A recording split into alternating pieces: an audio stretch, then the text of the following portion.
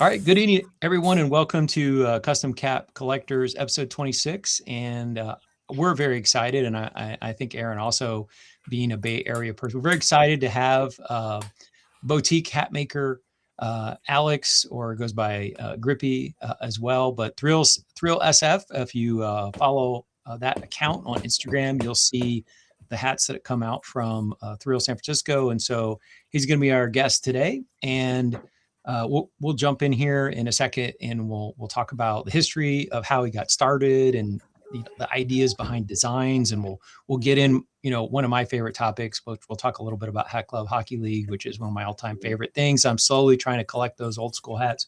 But before we do, as we often do, we're going to go around the room, and I'll start. I'll go. So I was able to score one of the original, this just came out as a re-release, which I'm sure Alex will tell us about. This is the Playland Clowns, which I'll be honest, I didn't understand how this had anything to do with San Francisco until he shared a photograph on the Instagram thread. But they did a re-release, but I got this one. I can't remember if I got this off of eBay or a fellow collector. So I've got the SF San Francisco Clowns. That's what I'm wearing to start. Glenn, what you got on? Given the current holiday, for some, I decided to go with a green crown today. To Beer or Not to Beer by Milos. Probably my second favorite Milos hat ever. But yeah, To Beer or Not to Beer with the Hoppy Skull. So what Milos hat tops that for you? Catstronaut. Okay. Cool.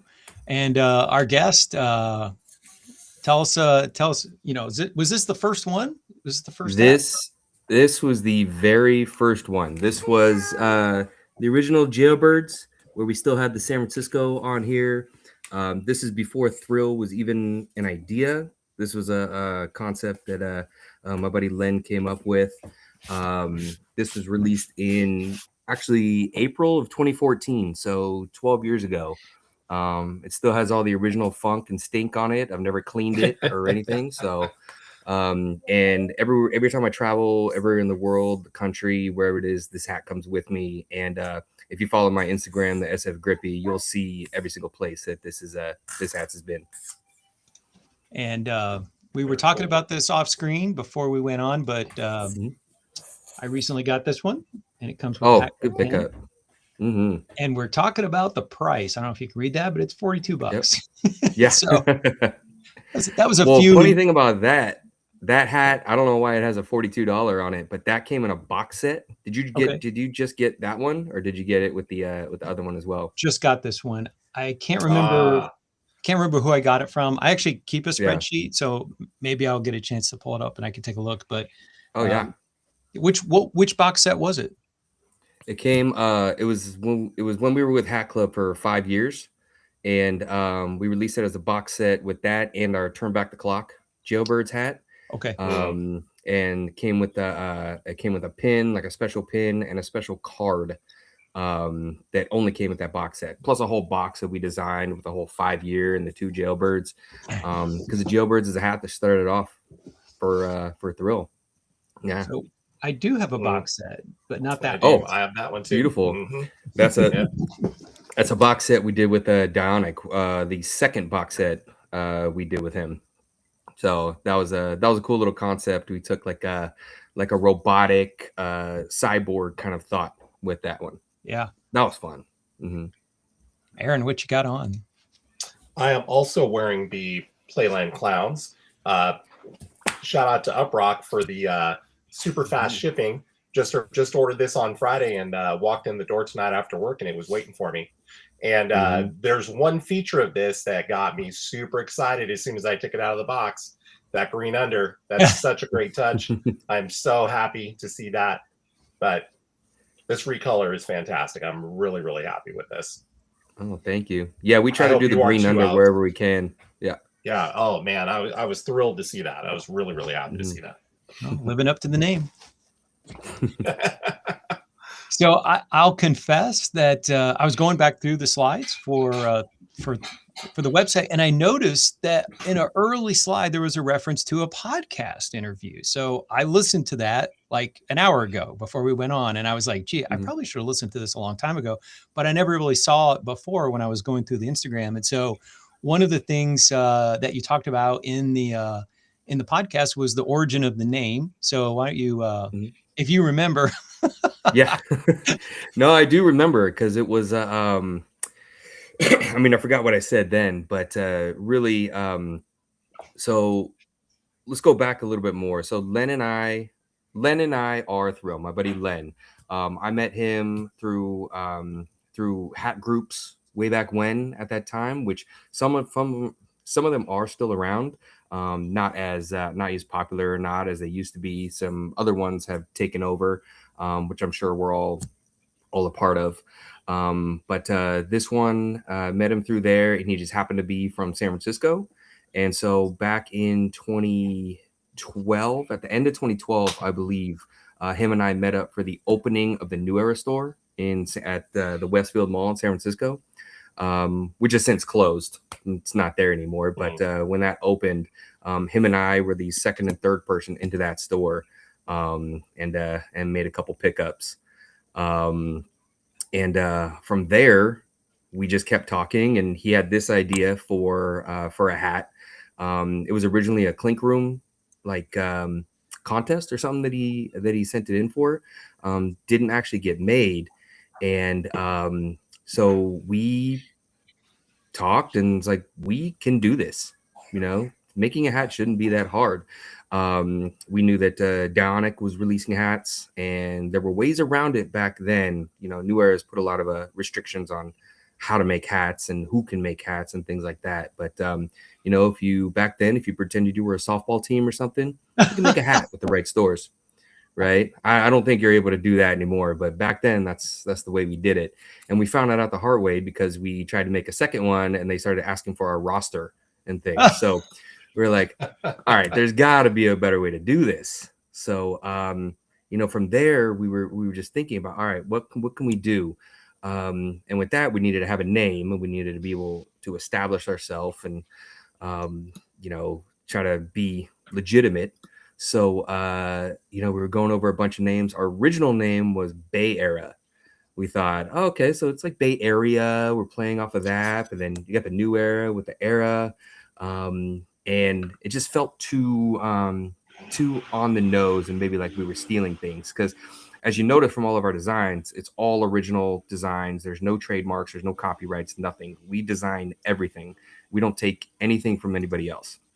And, especially back then, in the early days, you couldn't really say that. You'd see stolen designs everywhere trying to get made or like change colors and things. So we always prided ourselves on not taking anything. But back to the story. So Bay Era was a name, and then we're like, all right, that's just not going to work. So we put together this Google Doc of, I don't know, 40 different names. I'll see if I can find it and then start naming them off. But after weeks and names, like, it just was not working. We couldn't figure anything out. And then Len and I were talking, and his favorite Giants player is Will Clark. So it just got to thinking, I'm like, okay, Will, the Thrill. We want an exciting single name, something that can be easily thought of and attributed to something exciting. So I said it out loud. He's like, that's it. That's what we're doing. And it stuck. And that was it. And here we are. Thrill SF nowadays. So one of the things that's been happening recently, so most of our people who watch the show are watching the show primarily because we follow the Clink Room. And today was the vote.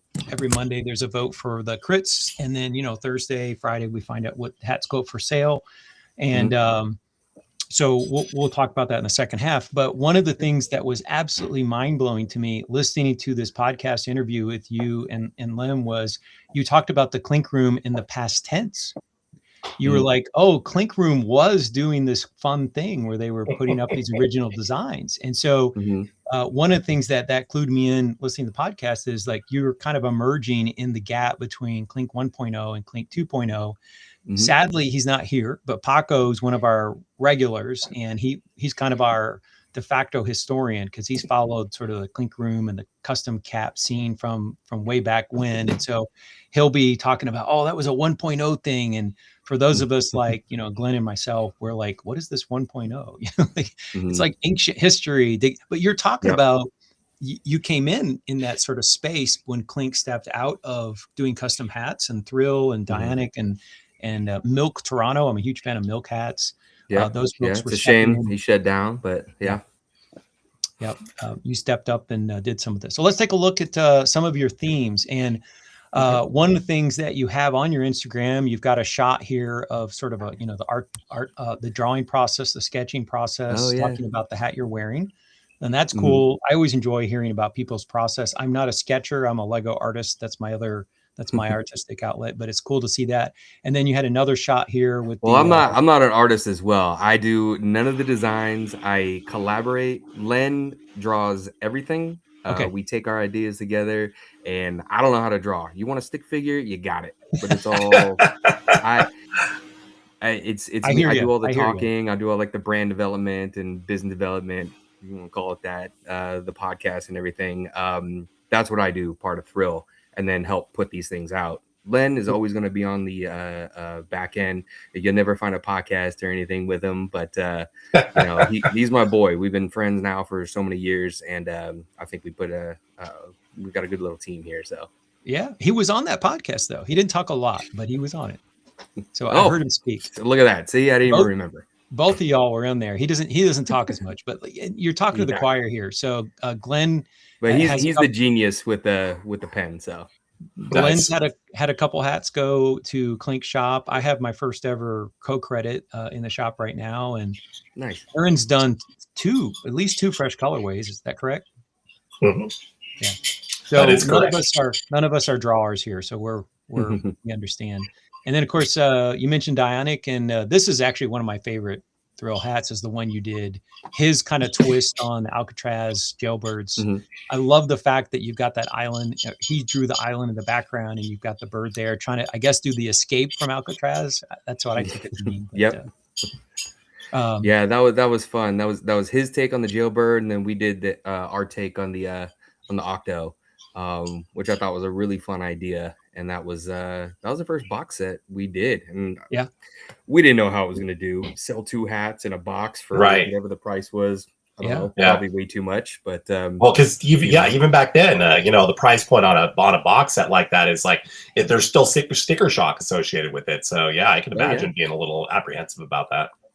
But with two hats, two pins, a custom box, the costs add up. So.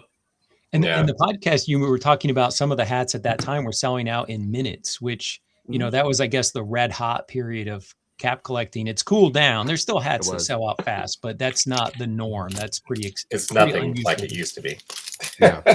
As I'm sure you know, as someone who's been for a long time, it's not that red hot anymore. So let's take a look at, come on, slideshow. It switched. Really? It hasn't switched on mine. That's really weird. Yeah.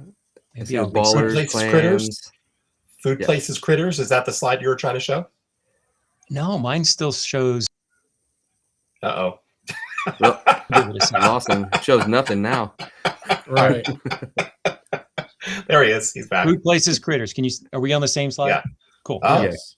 I love some of the photography. So let me just say right off the bat, like your Instagram, not only do I like the hats, obviously I own a bunch of them, but you put effort, and I would say you put more effort into your photography than a lot of other people. And in particular, for example, you've got the, and I bought this, I love this one, the Chinatown Ballers, and you've got the Chinatown, the background. I honestly had no idea what the garlic fries were. So could you tell us what the garlic fries is a reference to? Oh yeah. So so you actually see the sign too, Gilroy garlic fries. All right. So Gilroy is a city just south of San Jose. Right. And they're known for growing garlic, tons of it. You drive through the city, you drive through 101 down that way, it smells like garlic. Is that right? So yes. Yeah, it really does. So when Pac Bell or AT&T, or it's called Oracle now, when they first opened, this was like the staple food. Like nowadays, there's all these fun foods and everything that come about. So, but when in 2001, 2001, when Pac Bell opened, they had the garlic fries. So we wanted to pay homage to that. And so Len designed the garlic fry. And if you can kind of see, there was a little secret, which we kind of don't do on every hat, but we always try to add something. But in the parsley, you can see an SF. So it's a nice little sneaky nod okay. to San Francisco. Yeah, That's we were always cool. trying to do something sneaky in every hat, and it got hard, so we just didn't do it anymore. But that was our homage to the food of Pac Bell, and that was also this Jailbirds was the very first hat we did, but then we didn't do anything else until we got the Hat Club contract. Okay. And then we got a contract for first 3 hats before doing anything else. That was the garlic fries, the goats, and a re-release of the Jailbirds. The way that the production just happened, we were supposed to do the Jailbirds first, but the garlic fries is the one that came out first. And we're like, all right, let's just go. We'll sell it. We want to get a hat out there. So we did the garlic fries, then we did the goats, which is that bottom right corner, and then we released the Jailbirds again. So I'm gonna toss to Aaron. Aaron, have you eaten at this garlic fries place? I know you're a Bay Area gentleman. So have you ever been there? It was like Alex was saying. I mean, it was the staple food at the stadium, and I remember that. I mean, even being an A's fan, I obviously went to Pac Bell Park when it first opened, and like Alex said, that was the big thing. Was the garlic fries. Mhm. Everybody was having the garlic fries. So yes, I did have them at the time. And I think actually now you can get them at like all the food stands there, but Yeah. a lot of them. But I'm pretty sure if I can think back to that long ago, it's been so long, I'm really old now, but I'm pretty sure it was only at one place at the stadium, and Gordon Biersch Brewery had a stand there, Yes, and that's where they sold it. yes. I'm pretty sure that's what Yep. that's where it was. So I didn't think think you're 100% correct, because I totally remember Gordon Biersch back in the day. mhm. 22 years ago, I went to Pac Bell. That was when Bonds was hitting him out, and I got to see one go over the wall into the drink. And I just happened to be Nice. walking on that section of the wall, so they had the kayakers out there trying to scoop Oh, up yeah. the walls, Yeah. And so Nice. I can't remember if I had the fries or not. So I remember seeing the garlic fries sign, but You'd remember it because you'd smell like it for days. I yeah. love garlic though. It was So I mean, loaded. that wouldn't bother. But like, now I'm like, did I get the fries? I don't remember. It's been almost a Yeah. quarter century, and trying to remember what food you ate. But what did impress me at Pac Bell, which I wasn't used to in 2004, was they had sushi and they had all these sort of boutique foods. I'm used to going to ballparks and there's being hot dogs and like brats and Midwestern kind of ballpark food, popcorn, peanuts. But I was blown away by the fact that at that point, which was new to me, you could walk the concourse of that ballpark and never lose sight of the field, and the sheer variety of food. Now, like here, I'm in Atlanta, and so is Glenn. If you go to the Braves game, there's like barbecue, and there's like, I think Krispy Kreme has a stand, and like, so there's all kinds of like food connections that are much more Atlanta. But at that point, the Pac Bell was the first time I really remember seeing that kind of that feature in a ballpark. Yeah, I don't think Pac Bell was the first, but I think they were one of the earliest where a lot of stadiums started getting redone and adding more of these features and everything too. I'm not saying they're originators. I'm pretty sure there were newer stadiums before that kind of changed that. But being 25 years ago when they opened, it's yeah, good times. So one of the things that you just referenced is the little inside, the little Easter eggs, like the SF hidden in the fry. And one of the things that I think is a little bit different about you compared to some other hat makers is that you don't hit us over the head necessarily with some of your connections, and you actually kind of have to read up or even investigate. So on your Instagram, you do have kind of like the rabbit trail. So if you want to know the backstory, you can find out why some of these things are named or why a particular creature or critter is associated with it. But on the left-hand side of the screen, I just want to draw everyone's attention to the fact that it's very geographic. And confession, I ran out of time. I wanted to get a Google Maps and place pins for the Fillmore, which I know of as, it's a famous music venue, the Cow Palace, which is Mhm. where the San Jose Sharks first played, if I remember correctly. Is that correct? Mhm. Okay. San Jose Yes. Sharks, Warriors when they came to San Francisco. A lot of wrestling events all took place at the Cow Palace. And actually two short-lived hockey teams, one called the Bulls and one called the Spiders. Okay. Now, the Geneva Bulls, the Cow Palace, is not based off of that hockey team. It's actually based off of a large rodeo that's held there every Okay. year. So we wanted to bring that in. I used to go to that rodeo as a kid all the time. So we wanted to tell that story with that. Yeah. Yeah. So I just appreciate the fact that if you're One a moment, guys. I apologize. yeah. Yeah, no problem. If you're a Bay Area resident, you probably know these references. I'm assuming Aaron's like, I even though I live on the east side of the United States, I know where the Presidio is and the Mission. And I wasn't familiar with the Barbary Coast or Treasure Island. Is Tunnel Road like a famous road over there? Tunnel Road is like it depends on which tunnel road he's referring to, and I can't remember right off the top of my head, but things like like the like ones that you don't like. Well, the Mission Phoenix, I believe I know what the Mission Phoenix is from, but there was one in particular like that you don't have listed, like the troll, the bridge troll. This is actually from it's like right under the entrance to the Bay Bridge on the lower deck, I believe it is, as you're going out. Uh-oh. Hold it back up again.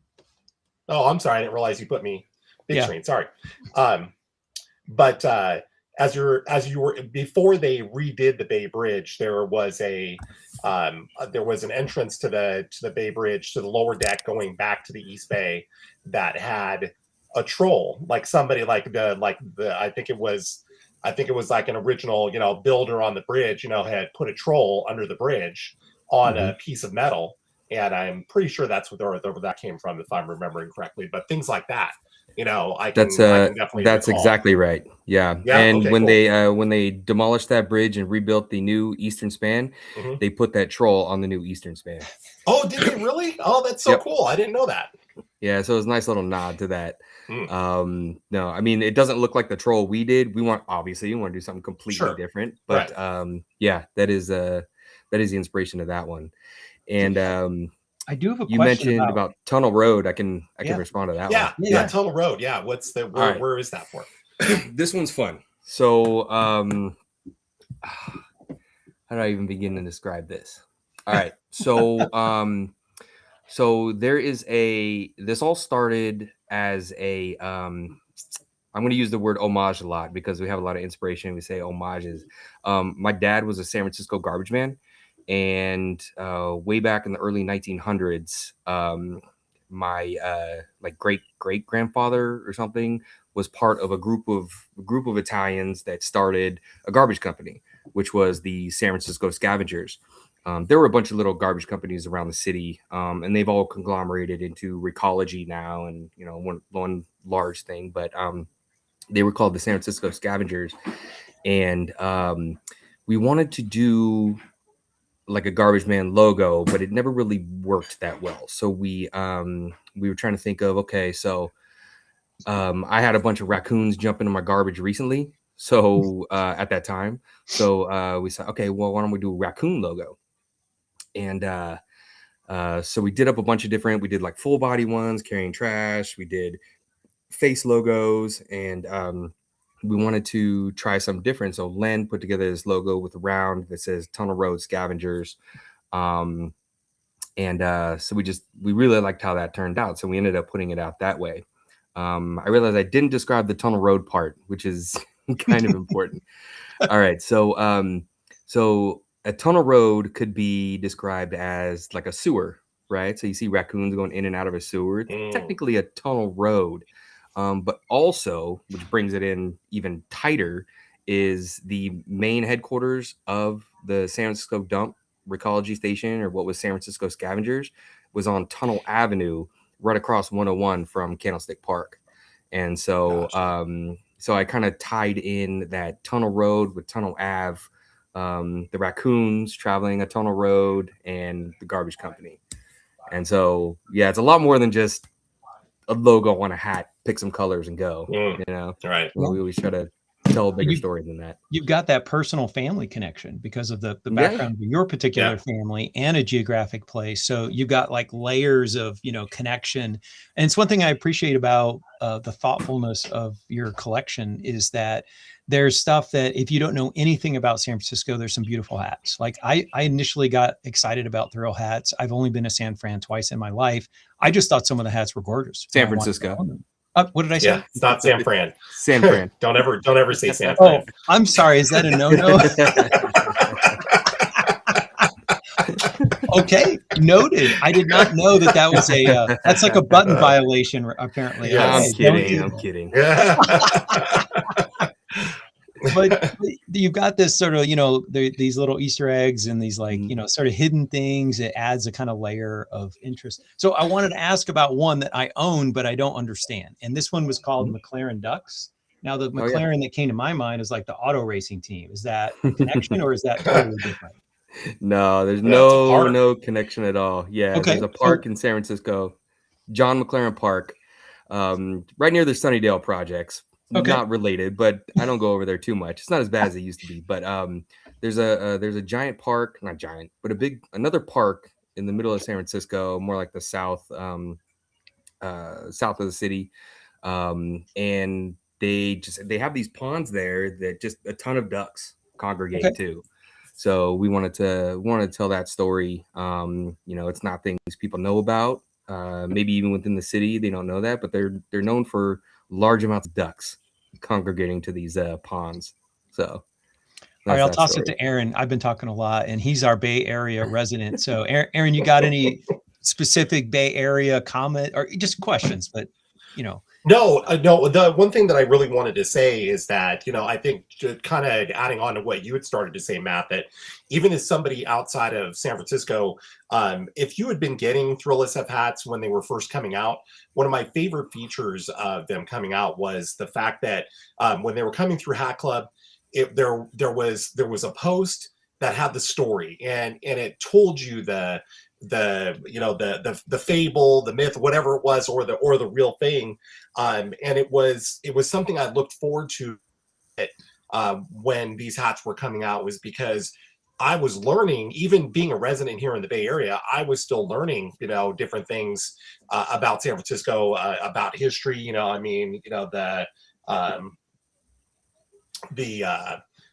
the Dolores, God help me, Alex, I can't remember. Guardian. Yes, the Dolores Guardian was a part of history, and even just myths around things like there's a lake in Golden Gate Park called Stowe Lake, and there's a story that goes along with the Stowe Lake ghost.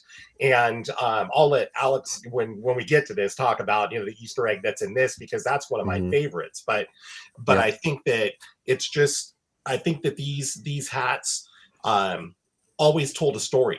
And there was, I can attest to the fact that Alex, I understood what you guys were after, what you were getting at in storytelling. It wasn't, like you said, just putting together a logo and some colors and away you go. You were really curating a story that was meaningful and interesting, and something that elevated the hat to more than just a hat. And that was one of the things that I always loved about your stuff when it was coming out through Hat Club, because I knew I could look forward to a really cool story associated with the hat before it came out. There's a story I appreciate that a lot. I mean, really, if I've had it on the Instagram like handle block under the Thrill one, I don't know, probably since when we started. It says we tell stories through art. There's the whole thing. It's all the story.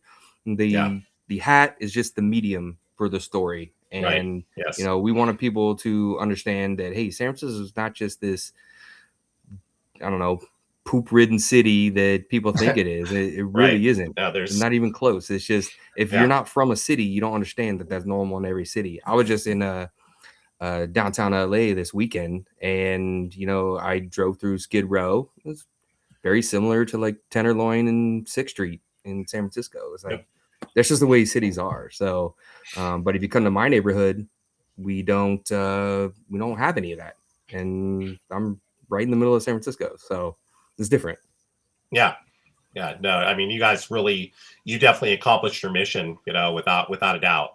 It Mhm. was always enjoyable to read the stories and learn. Even if I knew about it, I still learned something, Mhm. which I really enjoyed. It was just nice to have, some interesting facts, and not to mention, when somebody asks about a hat, it's that much more fun to be able to say, hey, yeah, the story behind this, and be Mhm. able to share the story. So.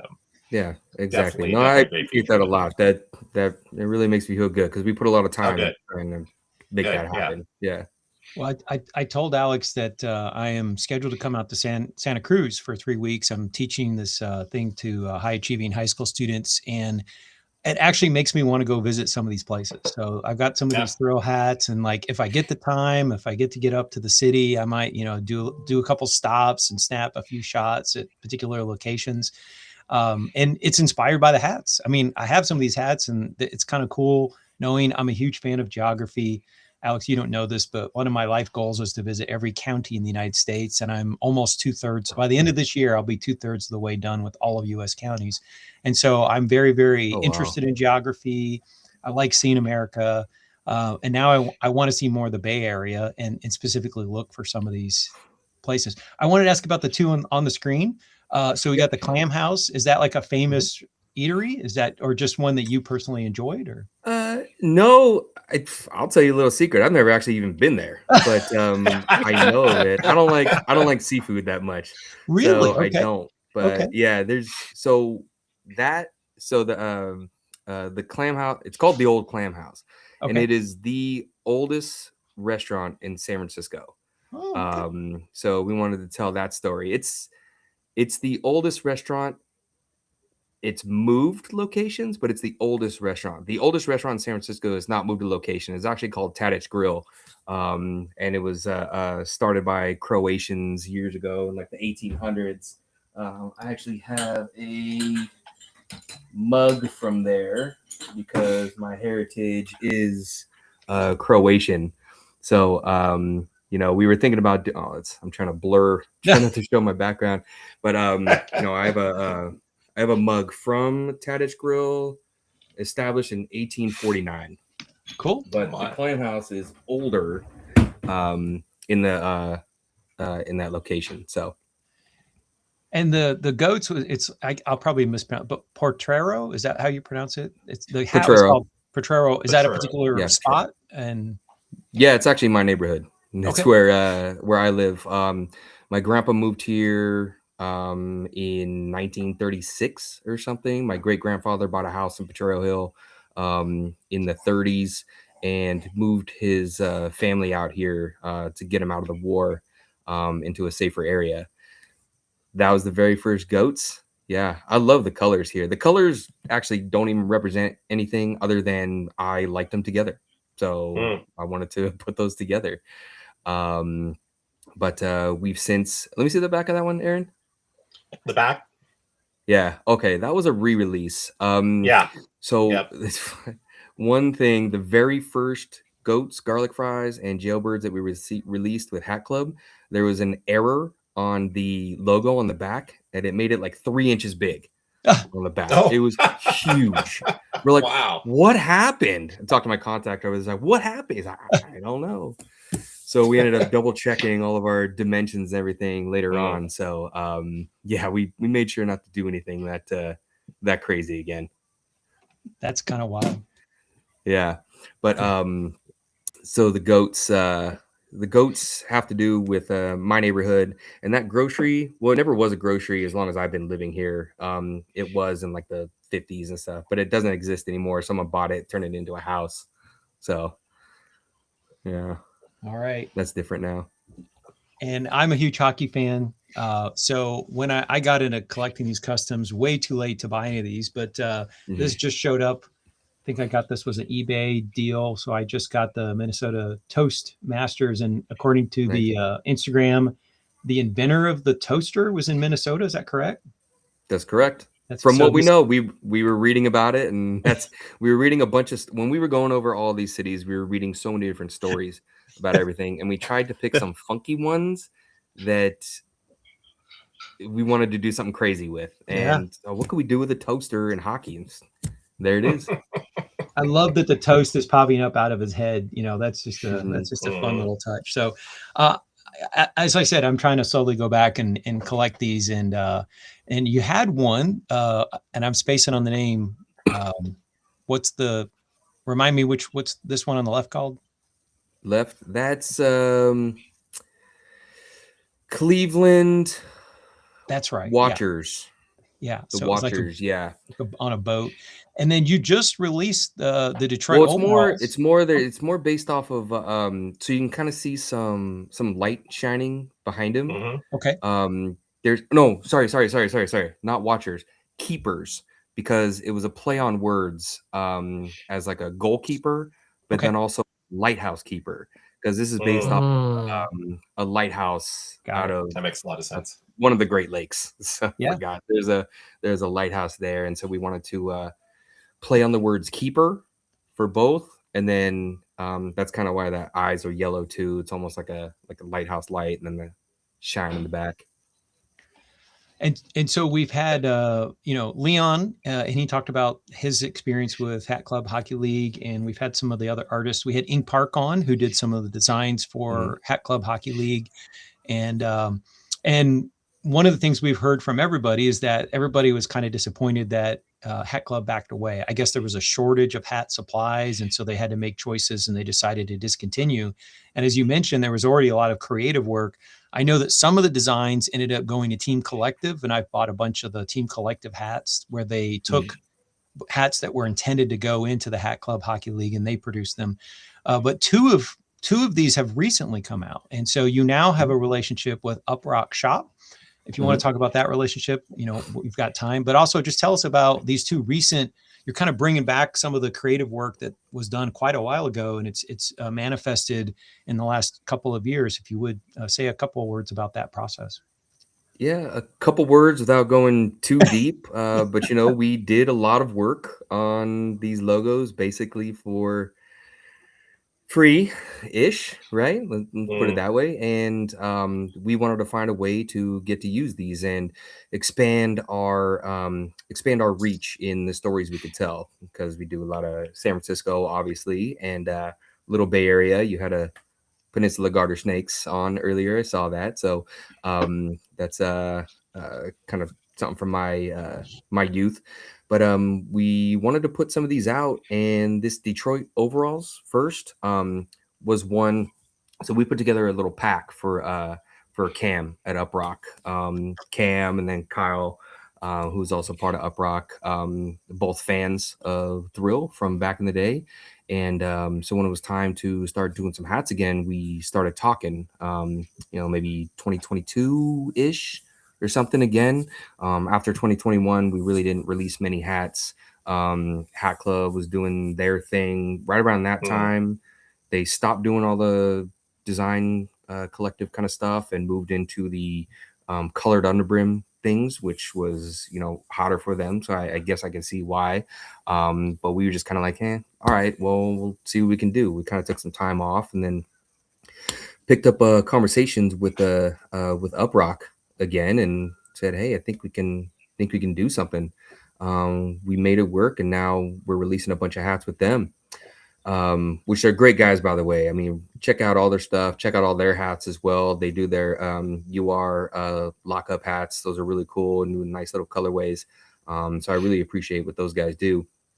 But I sent over Cam a large pack of like every single logo that we have. Said, hey, let's get together. Let's work some more. What can we do about putting some of these out? And he really liked this one for Detroit. And he happened to be from Detroit. So I was like, okay, this is a match made. This is what we're gonna do. So we ended up choosing this one. And the name actually changed from this. This was something we posted on Instagram, maybe 2021 or 2022. We ended up changing to Detroit. I actually forget what we called it. Something birds. Pheasants. Detroit Yeah. Pheasants. Pheasants. Yeah. Yeah. Yeah. So we ended up changing the name. And as you can see, he's wearing the overalls. We're not going to use the brand that it is, but that brand started in Detroit. So it was a nice little nod to that. I didn't. I'm from Michigan, and I didn't recognize that. That's an Easter egg that I'm a Michigander, and I didn't pick up on that. That's impressive. Okay. We want to make it appealing to as many people as possible without like locking it into one specific thing, right? Was the pinatas? Was this also a Hockey League design? Yes. This was one of the first ones that came out on Uprock. I should say one of the first new ones that came out on Uprock, if I'm not mistaken, right? It was, and I really wanted this one to work. It wasn't as popular as I thought, but it's okay. Things like that happen. But we used the maximum amount of thread colors that we could. Okay. On a hat, and it was another Hat Club release or Hockey League release that we wanted to do, and is based off of this mutant pinata, mutant pinata? Yeah, like a mutant pinata festival in Arizona, in Phoenix area. So we want to tell that story, and we made it a cactus because there's cactus in Arizona. So that's as simple as that. Cool. And you could tell it's a pinata because he's juggling candy. So absolutely. And I'm a huge NHL fan. I have been since I was 15. Started following hockey, and I had no idea about the Boston Garden monkey until I actually saw this design. So this was one that also came out on Uprock in the last couple of years. And if I remember correctly, when they were doing the excavation, or they were getting ready to do something at Boston Garden, they found this like monkey skeleton, and that this was the inspiration for this particular hat. So again, literal tip of the cap for the research that you do. It's unusual, and it adds a layer of fun to the product. So yeah. And fun fact about that is, there were circuses and a lot of different events that would come around the Boston Garden, and they did their research. They being, I guess, companies that were demoing, or the owners or something, did some research, talked to Ringling Brothers or whoever, and nobody mentioned missing a monkey. So where did this monkey skeleton come from? So and then the flower is the Boston flower, so we added a little bit there. Also, Aaron, you would have really liked this. Well, maybe, I don't know. We were told we couldn't do it, but the original colors were supposed to be this tan and green. But really? New Era said that it was too much like the A's, so you could not do it. Oh, yeah. And that's funny, because like, how do you get away with this colorway? Well, I mean, it is olive, but what is that, rifle green?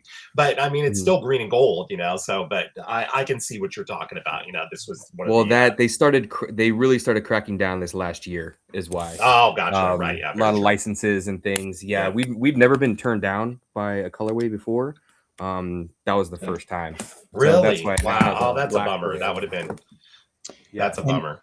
Aaron, the one you colorway almost looks like Pirates, like the red and the black and things. So, gotcha. I don't know. Yeah. Whatever. I can't win them all. Go ahead. The one you held up is one of my top 3 most desired thrill hats. So I know it's a good thing we don't wear the same size. I love that. I love the color. I'd sneak into your house. Sorry, guys. Give me one moment. I apologize. Give me one moment. Yeah. So no problem. I'll share a story, personal connection. So in the back before, when I was an infant, my dad was in the Navy. And so he was briefly stationed at Boston Shipyard, where he worked at the Navy. This is during the Vietnam War. The pay for sailors was extremely low because the draft was on. And so they didn't have to pay people a lot when you're drafting them into the service. And so my dad worked a night job as a dishwasher at a restaurant in Boston Gardens. And so I'm talking to him about it once, and he goes, I met Bobby Orr. And I was like, what? You met Bobby Orr? Maybe the greatest defenseman ever in hockey history. And like, tell me more. And he said, yeah, I didn't know anything about hockey, really. He said, I just had this job as a dishwasher, and it's attached to the Boston Gardens. And one day, like Bobby Orr and a couple of the Boston Bruins came in, and, you know, all the local people were like, oh my God, it's Bobby Orr. And they were like getting autographs or, you know, whatever. They didn't have selfies. They didn't have cameras, you know, smartphones in those days, but they're all just like shaking his hand and asking for autographs. And he's like, I met him and I was like, you know, I just knew he's a famous hockey player, but now who's obsessed with hockey. So I'm like, you met Bobby Orr. That's like super cool. Back in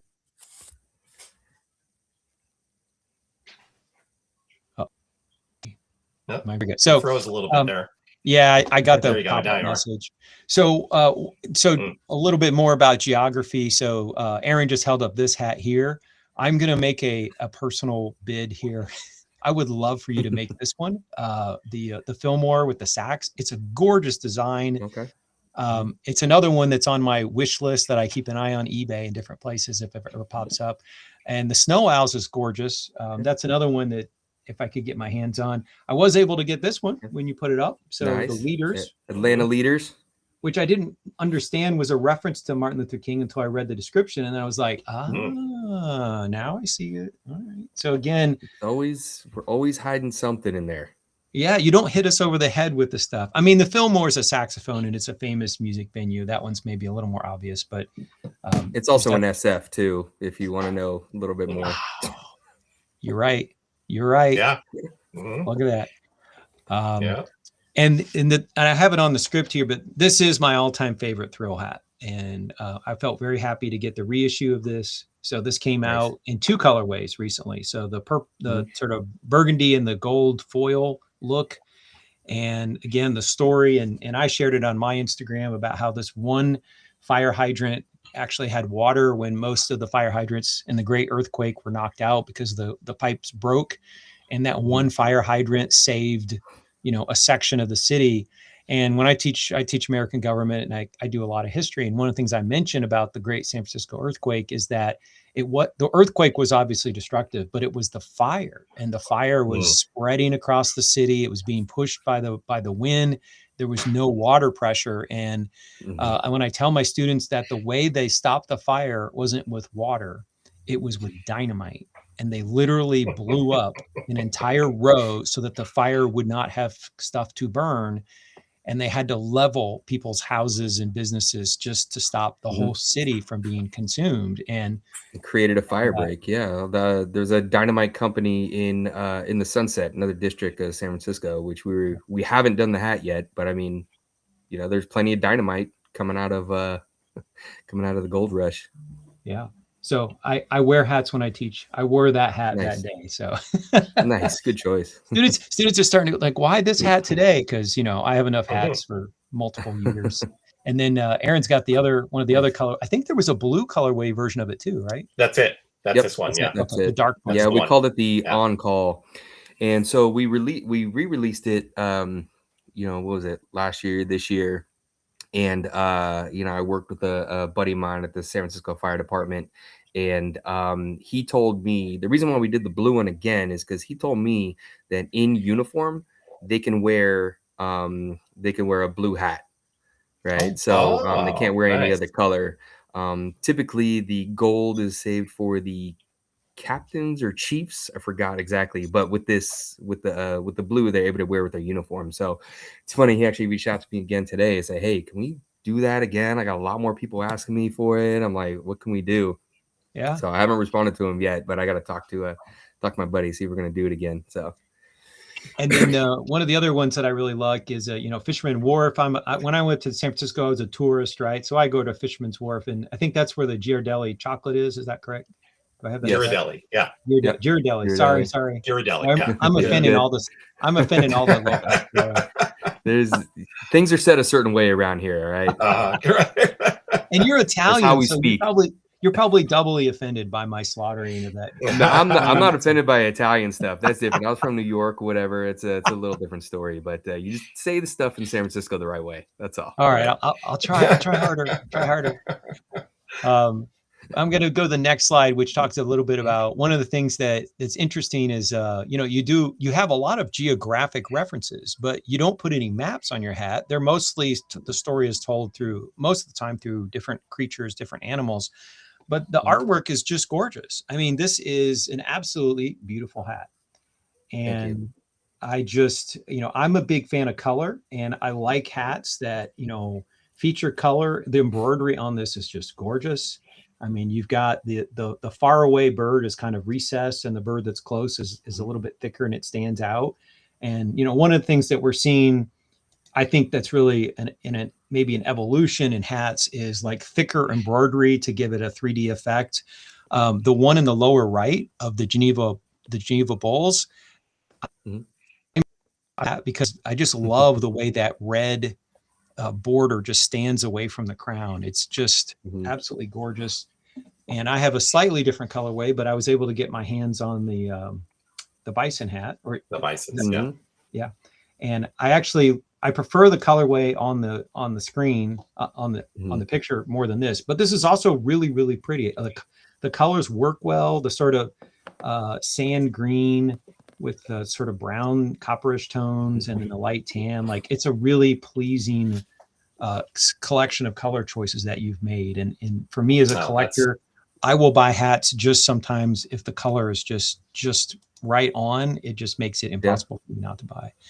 Oh, Aaron, I'm going to break in your house again when I'm out there. That was the very first colorway that we put out. And actually the color on this one, fun fact, doesn't mean anything. We just thought that the colors look good. Look good. Sometimes that's all you need. I think it turned out, I love the way that all that was put together. Then we also did one called the Night Bison, I think, or whatever. It was the second one. We did it in a dark blue crown. That was the second release of the Cow Palace, the Geneva Bulls. This one is based off of a colorway, the way that the Cow Palace was painted in the 70s, which was like this tan and orange colorway. We also had an idea to do one in like a navy and yellow, or mostly yellow and navy for the Warriors when they first came to San Francisco, because they played at the Cow Palace first.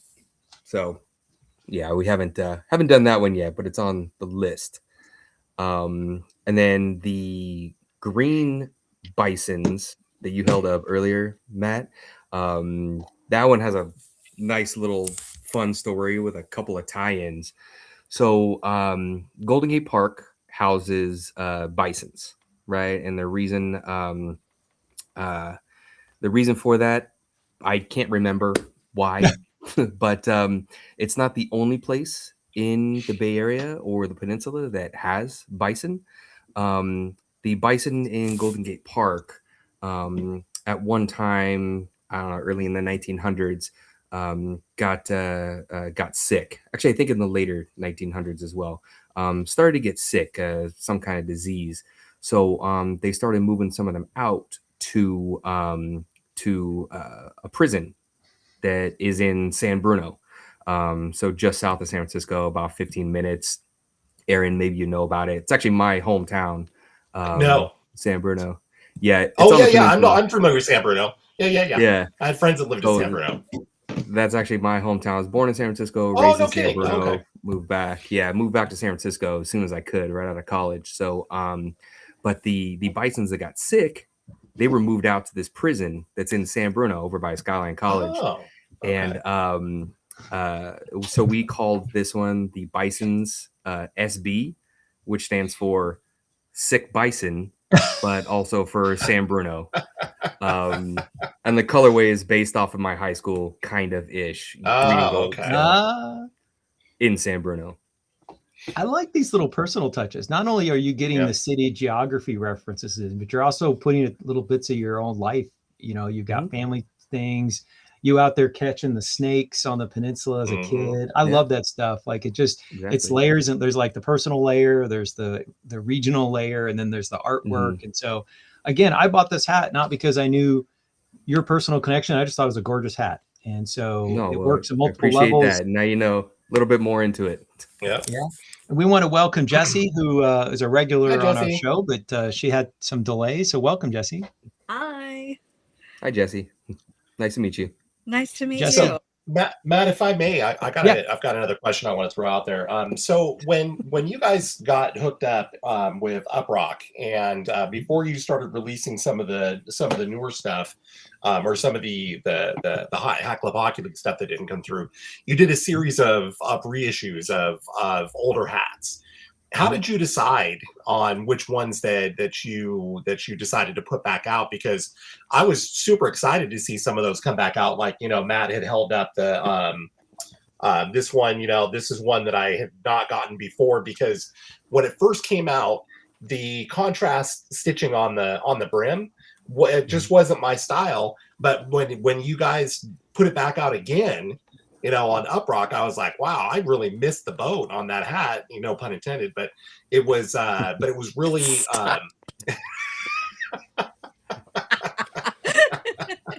but it was really, really one that I'm glad I had another chance at. So there's, several hats that you guys released, and I'm just curious what your mindset was, or what you were thinking about when you were reissuing some of the older ones, because there's a couple I'd really like to beg to have reissued, and that one is one of them right there. That is one of them. The Matsuri. The Matsuri. I don't know why that has eluded me so much, but honestly, both of the cherry blossom hats, when they first came out, because I want to say they had 3 releases on Hat Club, and I missed every single time. I missed every single time, because it was in the height of that period where hats were just instantly sold out. And even when I knew they were coming, I still missed them, and it just killed me. So I was thrilled to finally be able to get this one, when you did the reissues. And like I said, I'll stop talking so that you can talk finally. Say, what made you release the ones that you did? The first one, the War Fisherman that you held up, you said that didn't appeal to you, the stitching. Well, the stitching is intentional, and it's supposed to look like netting, like fishing net or waves or something. So obviously it means something if we put it on there. So that's why we did that. And basically everything that we released with Uprock to get started were some of our most popular hats. There's a couple of the most popular that hadn't, but we needed to tell everybody that we were now with Uprock and not anywhere else right now. So we needed to bring in eyes to see them, and so we released some of our most popular ones. That makes sense. Once people got on track, say, "Oh, Thrill is here now," then we started releasing some of the Hockey League hats, and now we're back to doing some San Francisco stuff again with the release of the Playland Clowns. Alternate called the Funhouse, and then we have another Clowns coming, and then we have our rarest hat. We are actually going to be re-releasing for the first time, and it's the only hat. It's the only Thrill hat that I've seen out in the wild too. You'd think I'd be seeing them all over the place. Other than my friends that have the hats, I've never seen anybody wear it except for our most rare hat. Wow. Which I find very interesting. Can you say which one it is, or you gotta hold out until you? Of course. No. I mean, Okay, for this family right here, for you guys, because you're asking, because you're fans, our most rare hat that we're going to be re-releasing is the next release. I don't have a date yet, but it's the next release. It's in production now. Is the Jailbird Noir, which is one of the very first hats that we came out with after the 3 with Hat Club. Gotcha. Yeah. Very we did cool. the Night Owls, the Gold Goats, and then the Jailbirds Noir. And those are the 3 that came after the Garlic Fries, Jailbird, and Goats. Gotcha. Original Goats. Yeah. Awesome. Can't wait. Yeah, me neither. The only difference is we did take off the San Francisco. Because like I said, we were trying to make it an appeal to more people. So we did do the heartbreaking thing of taking off the San Francisco, but the heart's still there. So well, it also helps you differentiate too between the original and the re-releases, so you can really kind of separate that out a little bit. But the Matsuri, that second cherry blossom one, was just, and what killed me even more was that when I was trying to get that hat, I could never get it, but my nephew and my father-in-law, because my nephew bought it for him, both had that hat. So it was like taunting me, the whole time, because I could never get it, but they were both able to get it. And I was just like, how did you get it? But it's always sold out in my size, Yeah. So it was just What's your always size? just a 3/4.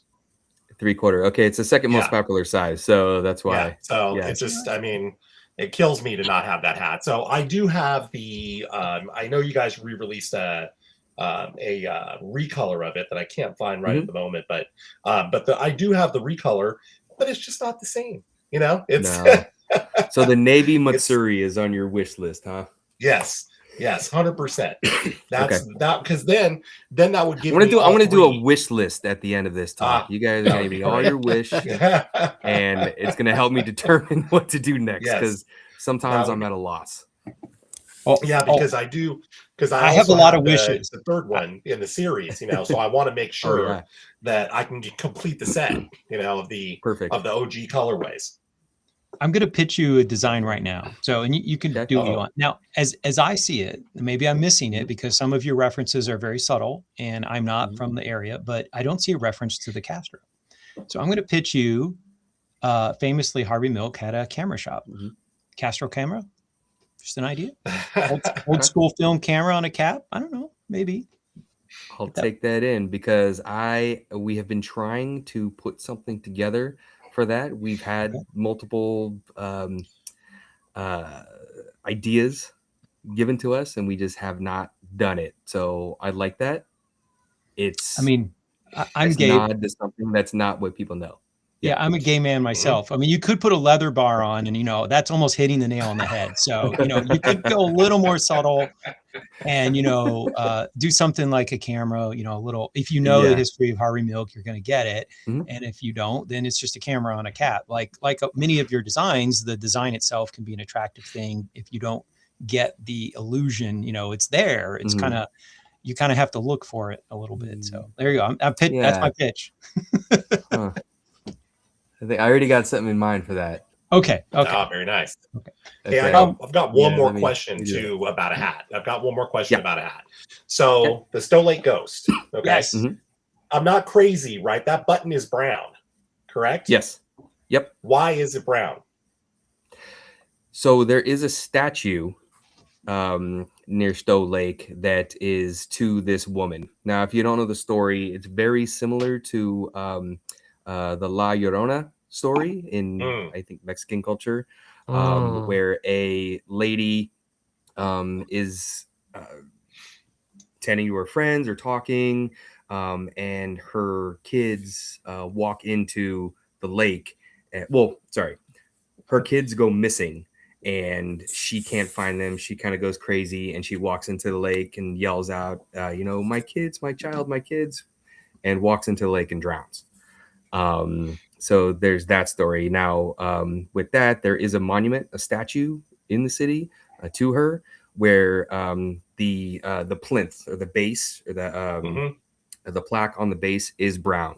So we wanted to tie that into the statue as well. Okay. All right. That's a great tie, because I could never figure it out, and I've not seen that before. So I've always, been curious about that. So thank you for sharing that. We were questioned whether that was intentional or a mistake or not, and I can assure you it was not. And if there ever was a mistake on a hat, I put it on. I gotcha. And the and the cool Leon thing too. Leon talks about Leon talks about button violations, but now we know it's not a button violation; it's intentional. So yes. Well, and one of the cool things, and this is something I had mentioned before, there's Easter eggs in this particular embroidery, and it's in. Correct me if I'm wrong, Alex, but it's the kids' faces on either side that's in the hair, right? That's correct. And it's both of them, right? Both, yeah. It was in. We wanted to do a glow fabric, and since this happened like in the early 1900s, it has this Victorian style mirror to it. So we wanted to have it glow fabric. It was also a Halloween release. And she's a ghost. well, we call it Stowe Lake Ghost, but really the story is Stowe Lake White Lady. But we did not want to use that name, so we didn't think that would sell very well. So it is Stowe Lake Ghost, and in her hair is designed the negatives of children's faces. Yeah, it's very cool. It took me a while to see that. I remember reading about it and I was just like, I don't see it, and I just had to keep looking at it. It was like, one of those 3D print posters back in the day where you just had to look at it the right way, and then as soon as you saw it, you always saw it. So that's it. It's our own magic eye. Yeah, right. For sure. Aaron and I have asked a lot of stuff. Do Jesse or Glenn, do you have any questions? No, I'm so sorry. I'm very new. I'm too new to the hat world to be part of Thrill SF, so I don't have any in my collection. And I'm not very. We're gonna have to get some. Yeah. Well, the good news is good girl design.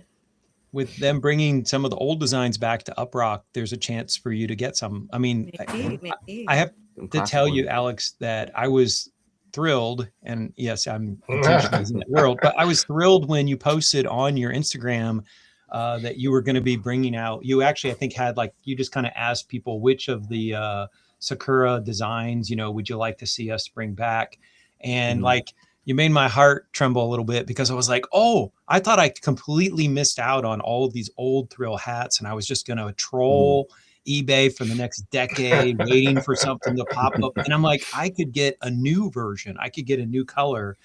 And so for someone like me, who's been collecting not as long as Aaron, and certainly not as long as Paco, who goes way back, I'm, more like Jesse. I've gotten into collecting these things in more recent times.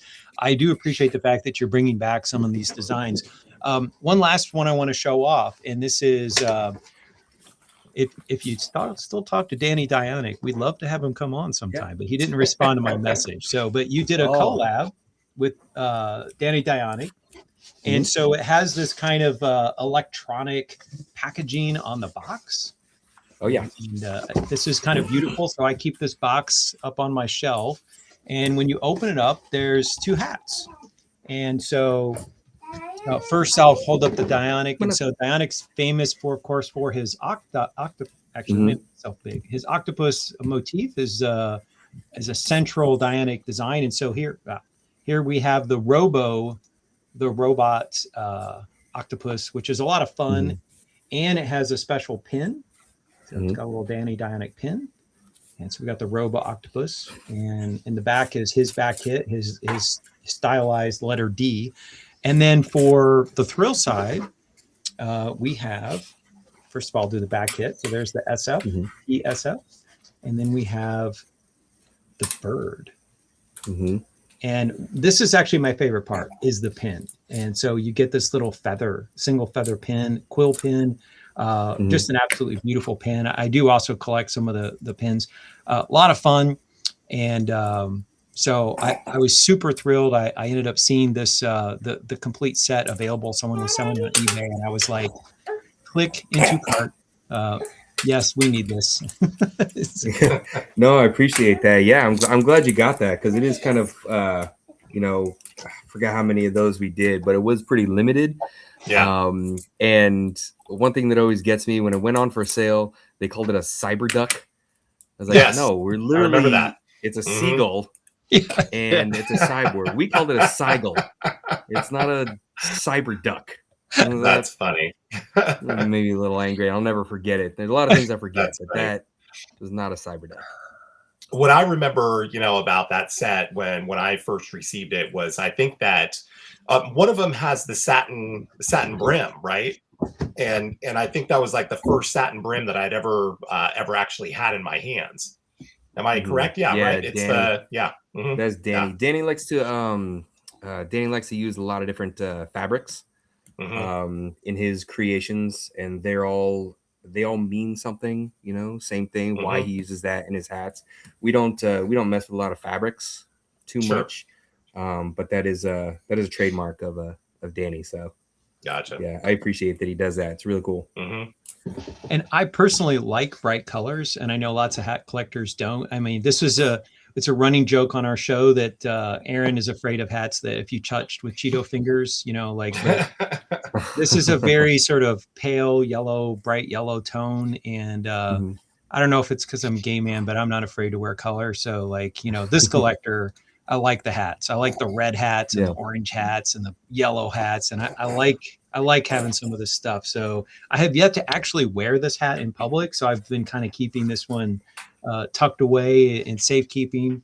But one of these days I'll get the right shirt, and I'll wear this yellow one to teach in. And so it's a bright yellow color. I love this kind of stuff. It's one thing I love about milk hats. I've got a couple of milk hats that are fearless use of color.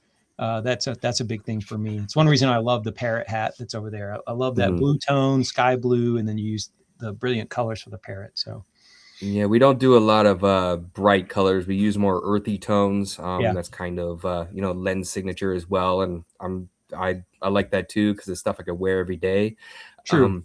Excuse me. That it's funny you say you haven't put that the Seagull hat on. Well, whenever we came out with that, was it 2019, 2020, 2018 or whatever? I can't remember when it was. I've only worn it once. So there you go. You wear it twice, you beat me. So we had Lane, who helps co-design with Clink Room hats. He was a guest, and he confessed that he never wears yellow. And so one of his designs got put on a yellow crown, and he admitted that he's actually never worn his hat because he just doesn't like yellow. And I felt bad, but I said, I bought the hat partly because it's yellow, so I guess that cuts both ways, right? Yeah, exactly. Most definitely. Well, I want to thank you for coming on. We will go to the Clink Crits. Will be our next segment, and just really appreciate you coming on. And as I said at the outset, the only rule we really have is we want to have fun talking about hats. And if it wasn't obvious, Aaron and I are huge fans. And maybe we'll get Jesse and Glenn to get some thrill into their lives. They could use some more thrill in their lives, I think. Right. So, who doesn't? Maybe. Well, let me know you guys' sizes because I actually have a bunch of extra stock, and if there's something Oh we my can goodness. Oh my. there's not a lot of trouble. There's not a Yeah. lot of choices. It's some of the recent stuff, Okay. but I do have a pretty good stock. So you guys let me know your sizes. Maybe we can work something out. So Oh, that would be awesome. Yeah. We all wear Heck yeah. different sizes, so that's a plus. We don't have to fight over the same size. It's all perfect. That works out nice. Yeah, definitely. Glenn is an 8. Very nice. Aaron is a 3/4. Matt is 1/4, 3/8, or 1/2. Like, I'm very flexible. And Jesse, you're a 6, 7, 8, or sometimes a 7. Is that fair? Mainly a 7. Mainly 7. Yeah. So Okay, there's some 7, 6, and 7, 8s. We haven't done too many of those, unfortunately. It's same with 8 1/4. We haven't done any of those. So Yeah. Or 7 and 7 8s. Actually, I get a lot of people mad at me because I never have 7 and 7 8s, but it's a unique size, and there's not always a large market. So I have some friends that have that head size, and they're like, "Why didn't you do that?" I'm like, doesn't really sound that well. I only rely on 7/8 because of because Bangladesh assembles their hats in such a way that they're so shallow that 7/8 makes a difference, on actual wearability on that. So Yeah, well, I'll tell you, the can Bangladesh understand. hats are the worst made of all Yes. the Thank you. newer factories, and I'll say that out loud. You could put me on record. I'll Thank take you. China all day. I want to Yeah. put Bring in back my bid US. for Give me that. Laos. I want to put in my bid for Laos for Laos being the hat. worst. Yeah, it's pretty Yeah. close. Oh, Yeah. well, the Haiti ones fit a full size smaller, though. I mean, they are brain squeezers. Not always. Mine fit, but the texture was weird. Yeah. Yeah, So I don't know. it's just a mixed bag out there. right. Yeah, Yeah. it really is. Well, thanks for coming on. Appreciate the tease for Coming Attractions. Folks, if you're watching, you want to see, you can either follow his Thrill SF account, and you can also follow Uprock Shop, which is the shop they're out of Salt Lake, and they're the ones who actually mail out the hats. So the re-releases and the new stuff that's coming out, it's all coming out through the Uprock Shop website, which is also where you can get Danny Dionic hats. So they also release those in the US. So 2 of my favorite custom cap collectors, Danny Dionic and Thrill, both through that platform. So, I have them bookmarked, and I follow Danny's Instagram, and I follow yours, and I follow Uprock. So you can see what's coming up. And I'm happy to say, like when we talked to Alex, he said, we've got a hat dropping, and maybe if it's not, it doesn't sell all out, we can pump it, but it sold great. I looked a day ago, and I think there are only like 3 sizes left. Did it sell out? There's no more. We're There's sold no out. more. There's no more. Good. Yeah. Congratulations. Yeah, That's awesome. thank Well you. I deserved. appreciate that. I Yeah. appreciate that. Yeah, by the end of Friday, we only had quarter left. Okay. Size of 7 1/4. That was it. So it was good. And I appreciate everybody that picked one up. Aaron, thanks. Yeah. And Hell yeah. everybody else that's listening, if you got it, thanks. And we got more coming. So there's no stopping. Nice. Looking forward to it. We're I doing was- it. Great. This is 12 years now, 10 years officially with retailers. I mean, honestly, who else can say that they're doing that still Right. to this day? So Yeah. I'm not bragging. I'm just kind of in disbelief myself that it's Yeah. still Something to happening. be So, proud of, for real. Yeah, for sure. I do Small feel good business about it. do not necessarily thrive. So well done. Yeah, exactly. No, appreciate it. Thank you. Without a doubt. Well, thanks Well, for right on. coming Well, on. thanks for and coming, Alex. Yeah. if you Thank if you. you got a hat to tease in the future and you want to come on and be a guest, we'll make time for you. So the door is open. If you had a good time, you come back sometime. All right. You know what? This was really fun. I appreciate it. And I will take you Cool. up on that offer. And what I'll do next time, I'll be a little bit more prepared, and I will pull out my box and I'll show you There you guys go. some gems that maybe even you don't know about. Nice. Oh. Nice. Matt, real quick, you sent me your list, and one of them actually I was unclear about. And I want to see if that's even mine. Did I get the wrong Thrill. person?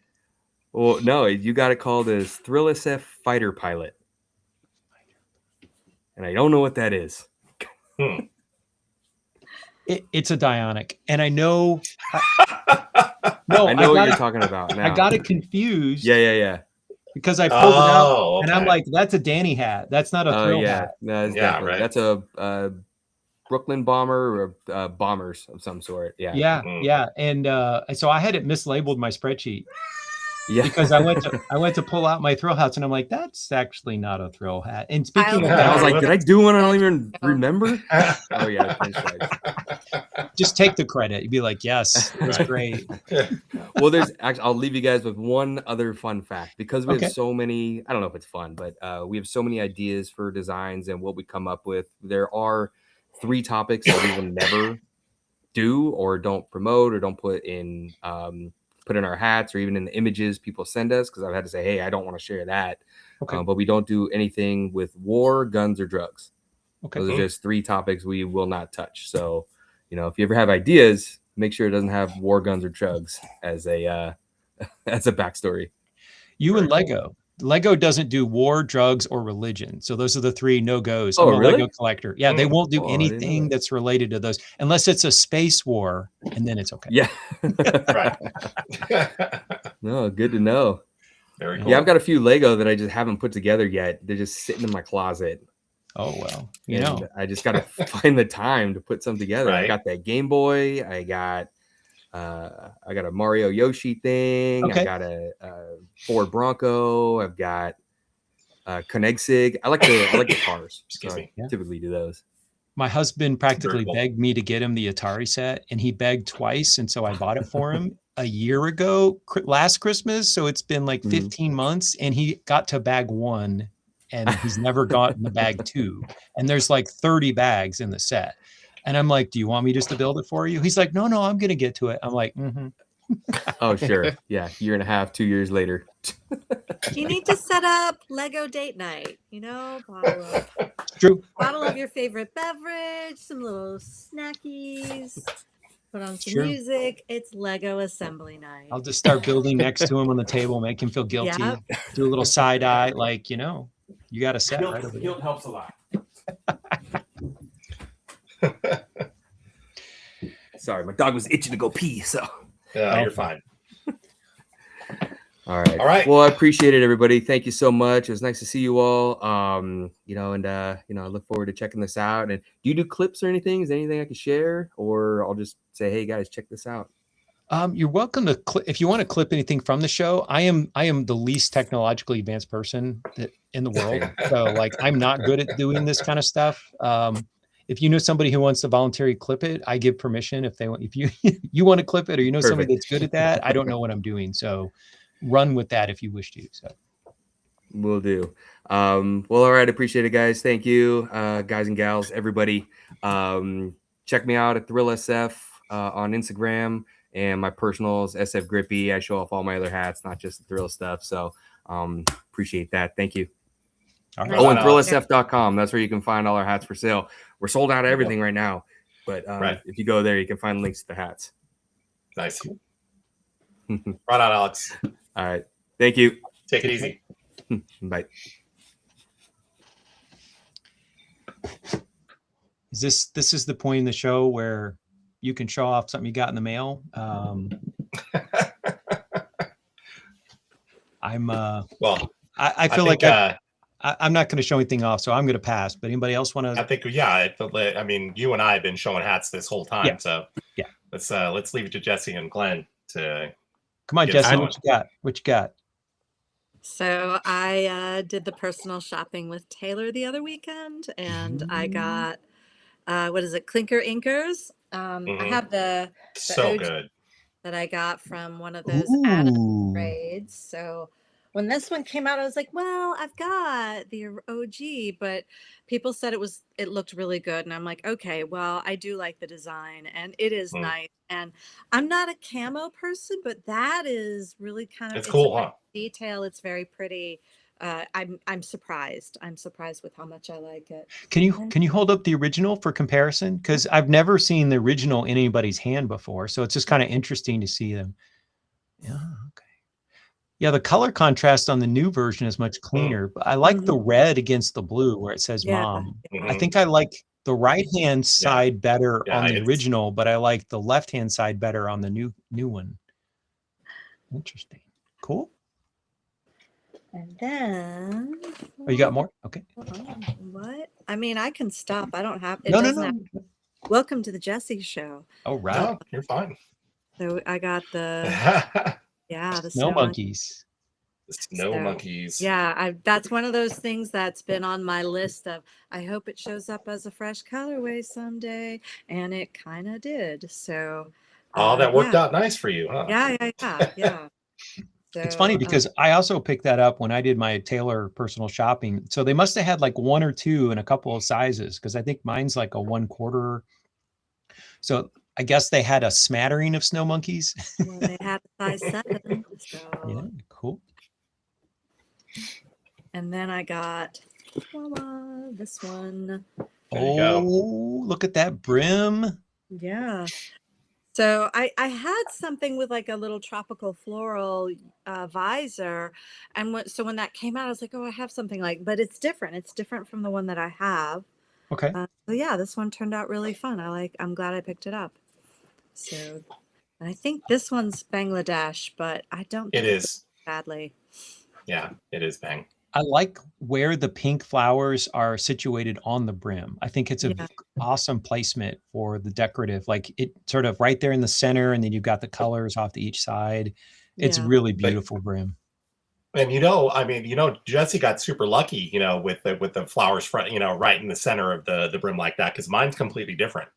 Oh, is Ooh, that right? So they're show. Oh yeah. Oh, I Yeah, like this how is- Oh, it's yeah. framed. That turned Yeah. out really pretty. Mhm. that's not bad either, though. I mean, that's also Yeah. quite beautiful. Maybe that there is no wrong placement. All right, cool. I'm back. But that's the cool thing about these kind of prints is that you're going to get a different one. It's just like the camo. You're going to get a different one.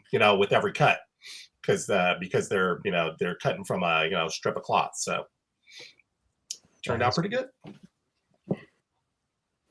And Glenn, you got something to show? I didn't bring anything down. I had I posted them all on BST. I had like 9 pre-orders come in, but I left everything's getting redone downstairs. We're getting it's a long story, but there's a lot of repairs going on this week. Everything's covered in plastic and drop cloths, and it's a mess. So I didn't. I had to uncover stuff to sit down and. Yeah. So We had- I don't really have any of my mail stuff handy. We had every window but 2 in the house replaced last weekend. And so 2 weekends ago, everything got moved and things are still not back in their original place. So I completely sympathize with your, it looks like a tornado hit the house, but you know what? The Lego, the hats are now all on 2 sides of the wall. Now they're It looks still going to good. get moved around and I still need to get my display cases situated, but I have to tell you, I was so jazzed when Saturday I got most of this kind of set up and I'm like, oh, I can't wait to do Monday's show. Like I've got the backdrop of hats now for custom cap collectors. And I was really looking forward to just having it like a hat backdrop for That's cool. going forward. So hopefully, The Glenn, change is good. when you're all done, you'll be very happy with, the post whatever the word is, adjustment period, but you get it. Yeah, it's serious with just walls getting repaired, walls getting painted, the whole downstairs is being painted. It's a lot. All right, so we didn't have a show last week, and for anybody that tuned in, you probably, if you're a regular, you probably knew that. I was traveling, and at one point I was saying, well, I'll just do it from the hotel room, which I was sharing with another faculty member, and my fellow panelists said, that's probably a bad idea. Why don't you just take a week off? And I'm like, you're probably right. And so we didn't talk about last week's crits. And one of the things that happened with last week is that we got a bunch of hats from the queue. The hats that did go on sale on Friday were not necessarily things that got voted on. I think in general, last Monday's crits, there were a lot of low voting hats that were out. And in particular, I just wanted to touch on, to give the panel a chance to say something. For me personally, the smiley face bottle top was one that I really liked from 2025. It was on my list of crits hats that I was sad didn't get made. And I'd like to actually know the story. Did Casey change it? Was it in the queue all the time? Or did he ask the artist to tweet and he took it? These 2 on the bottom, the Trident and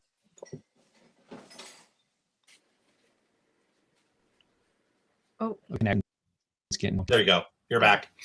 Can you hear me? You're back And now. Glenn, I know you're a big fan of Toxicity. Were you pretty jazzed to see that one go to the shop? Oh, Well, no. yes, Matt. Yeah, we both Actually, Sorry. You're fine. How excited were you about Toxicity? Because I think that was one that you were pretty jazzed about. yeah, me and Aaron were huge fans of this one, and I loved the one that made it to the shop. The colorway and the art on it is fantastic. It's gonna look great.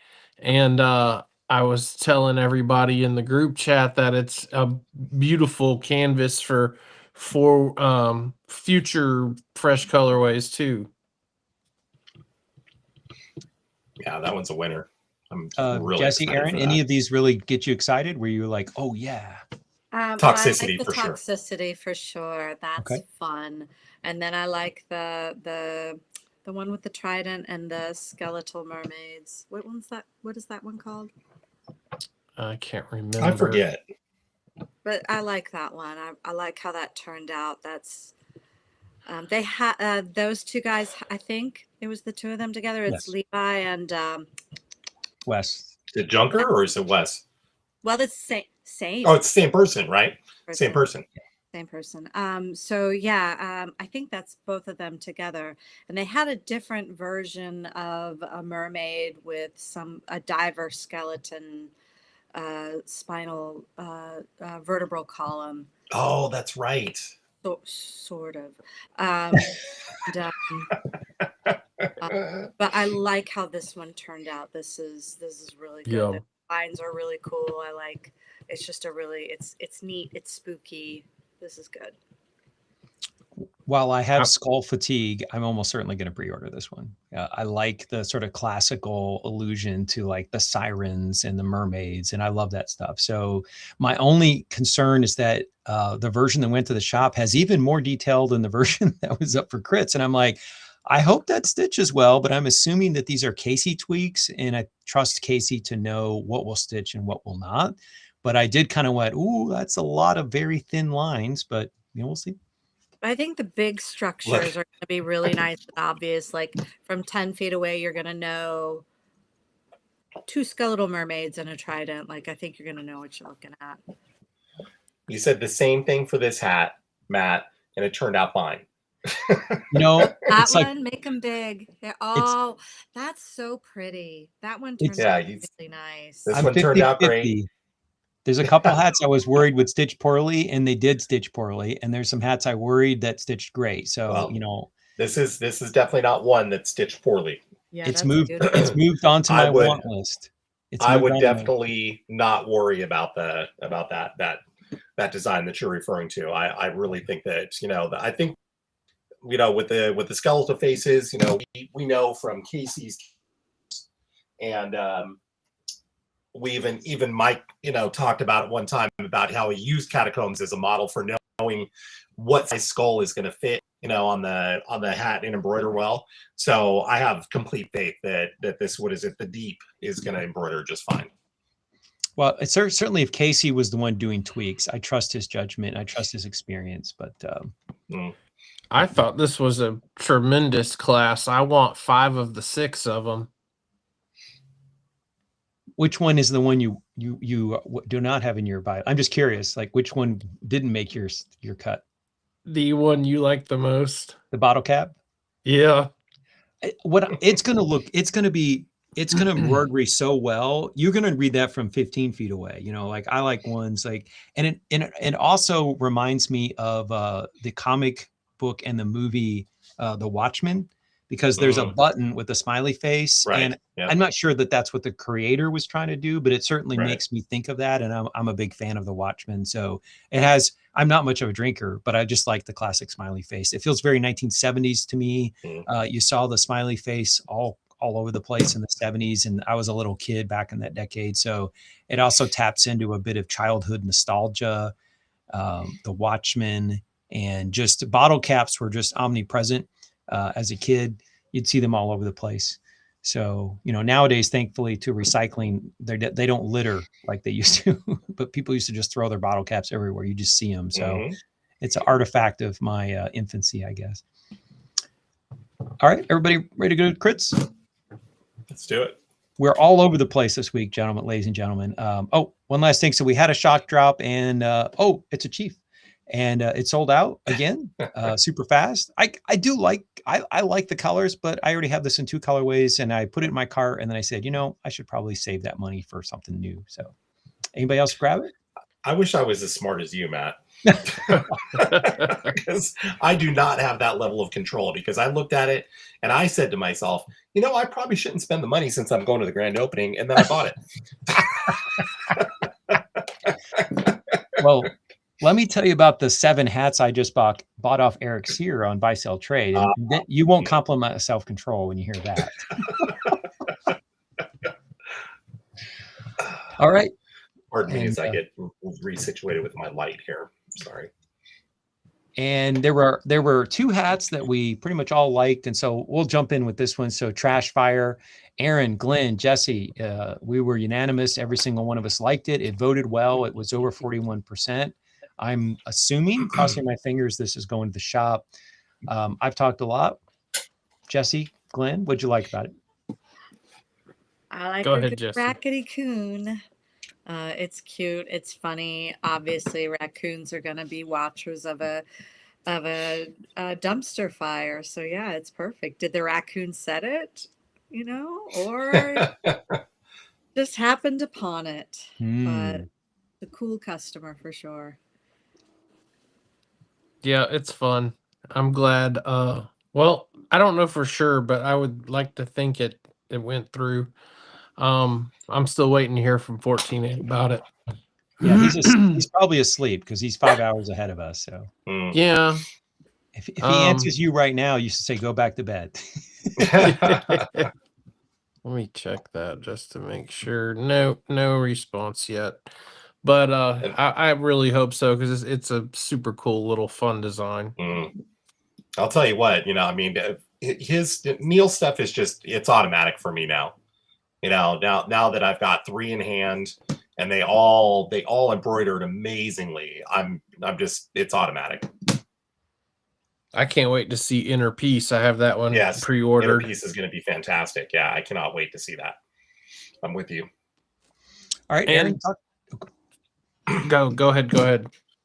talk to us about is it Zunzancito? I'm not- Zanzancito. I just think that it's vibrant. It's a gorgeous design. This is one of those hats that, for me, if the color changes, I'm going to be highly disappointed, because I think that's part of the allure, in this. And you need that light blue crown as part of the vibrancy, because it just helps the bird be even more vibrant. So I really, really hope that it stays exactly as we see it, because at 46%, I'm assuming it's going to the shop. But I think that it just, we've got enough evidence that bird designs always embroider well. So I think that Klink is going to be able to do their normal magic with this, but I think it's fantastic colors. I love the what was that? Is that like maybe lavender, that the UV? I think it's a great accent with some of the colors in the bird, and I just want it to be exactly as it is, because it looks fantastic. You know me, I like my colored hat, so I'm not. Mhm. I'd be very tempted, and it voted extremely well. I mean, I can't. It's very rare we see a hat get over. And when I looked at the numbers, it was at 46%. So doing great. All right, and then another one that was almost unanimous, and the only reason I didn't put myself down is I voted for a bunch of other hats nobody else liked, but I also like this one. It just wasn't my top 5. Who wants to talk about Penguin Dive? I'll go. Yeah. This one's just beautiful. I love this one. For me, it's just you can see the penguin diving into the water.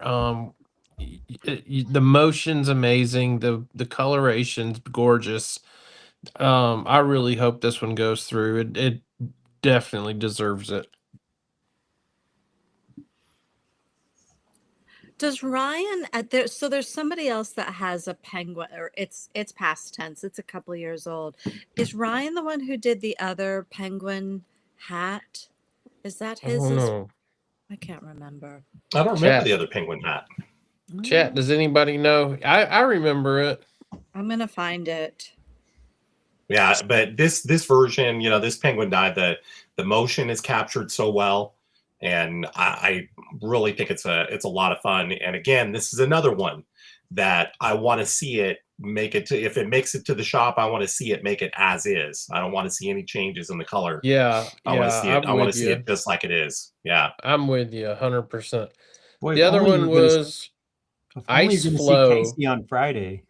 That's somebody else. It's somebody else's design. Yeah. Yeah.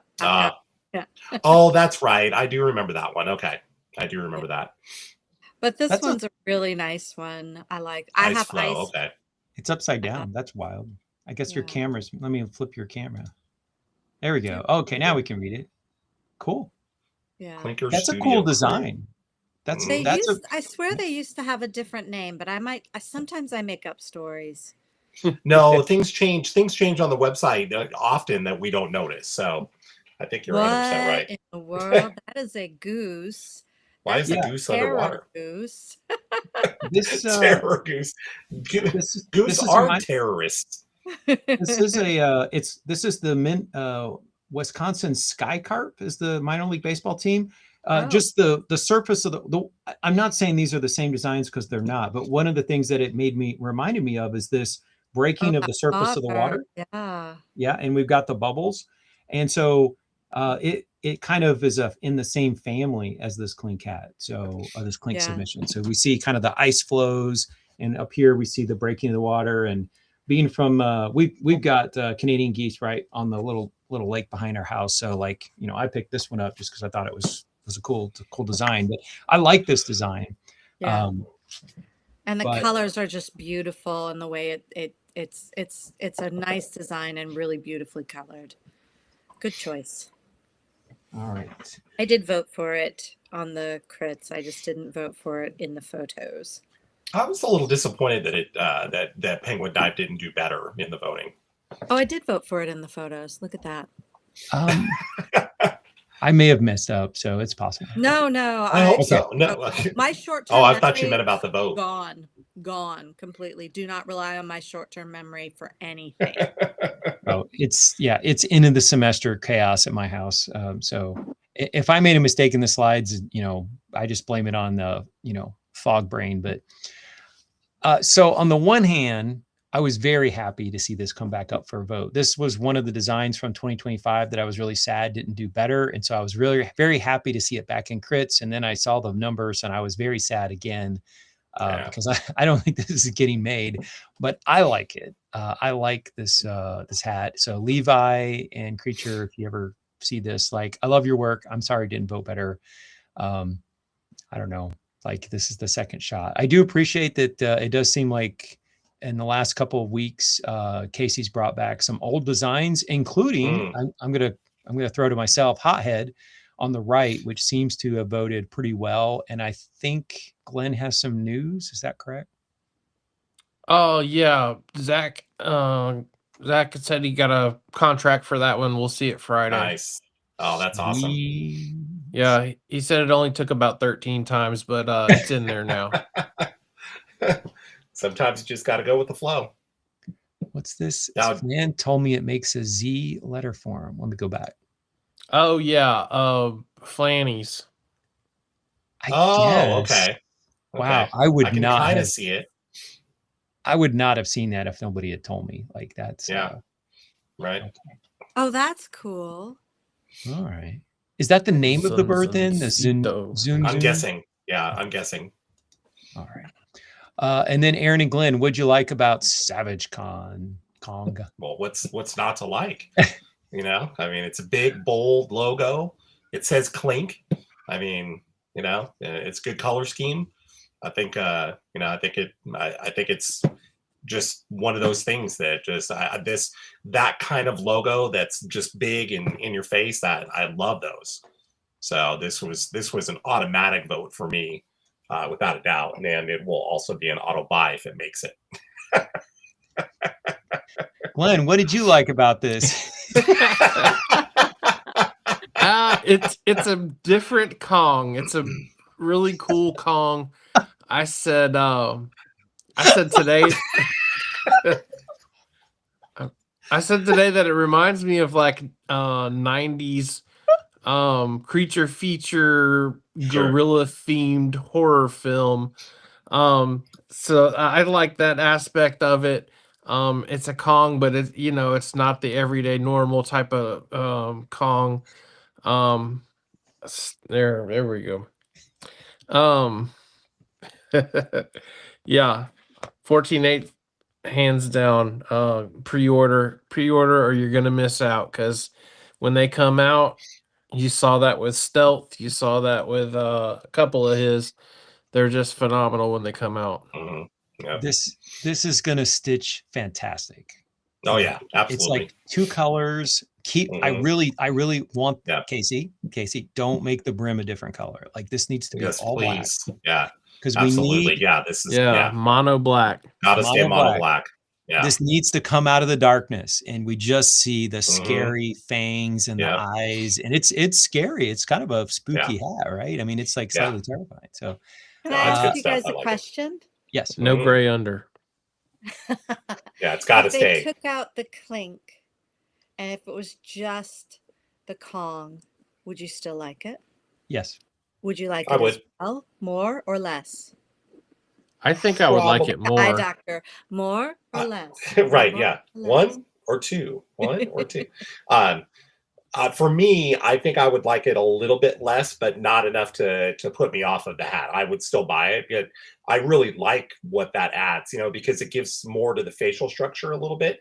Even though it's thin lines, it still, adds to the fullness of the face, and I kind of dig that. I like it both ways. I think I would like it a little bit more without it, but I like it both ways. I think it's it's just a matter of perspective, really. It would read even more clearly if they took out the Clink from 20. You could see this one from 20 feet away. Sure. Go like, that's a I- scary. I That's still a think scary you can primate. see, you can tell regardless, whether it's there or not. I think it's still reads, very, very well. All right. And then we're going to get into the portion where there's one person per hat. So we hopefully we can roll along. Glenn, tell us what you liked about Desert Chrome. You normally, I always like Hafiel's, his designs, everything. Sometimes I'm just kind of ho hum with them. They always look great. They don't disappoint. But I don't know, something about this one really spoke to me. I love the colorway. I love you got the desert color incorporated with that, and on the visor it looks great. There was just something I just kept coming back to this one. My eyes just wanted to see it, so I had to include it. I really liked it. I thought it was going to vote better than it did, honestly, but maybe people are tired of the big cats. I like it too. Like if this went to pre-order, I'd be very tempted to pre-order it. Yeah. And I voted for Deep Space, not because I honestly think it should go to shop as is. I think it needs to be pared down. I think there's too much going on, but I like the concept, the diver silhouetted against the planet. I think if more of the other stuff were removed, it would actually read better.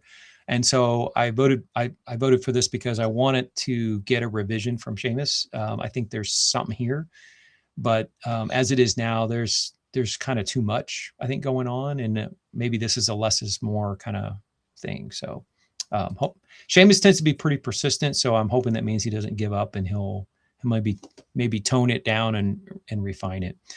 All right, this is a Jesse heavy. So Jesse liked both of these. Tell us what you liked about these. I liked, funny story. I wish I liked beets because I think they're a perfect vegetable right up there with carrots, which I also cannot stand. It's one of the world's most perfect foods, cannot stand them. But beets are funny. Beets are very funny. And it's a cute pun, and it's cute with the turntables, and I love the colorway. Like these are gorgeous, gorgeous colors together, and I just like it.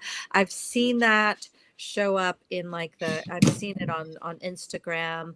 So I'm guessing with 30%, it's not going to get made, but there is something there, and maybe it'll get revised and resubmitted. I don't know. Glenn, what do you think? A DJ beat throwing down the beats, I'm gonna vote for. I love this hat. I love Sierra. I love his style. I love the little punniness, the catchiness, and beats are fun and funny. Like I don't care for pink. It's hilarious. I don't care for him either as a food, but this hat's very clink. Got a very clink feel to it. I think if he was on the show tonight, Paco would have picked it too. Oh, I bet Paco would have. Yeah. Oh yeah, for sure. And I thought about picking it too, but the colors are just so not me.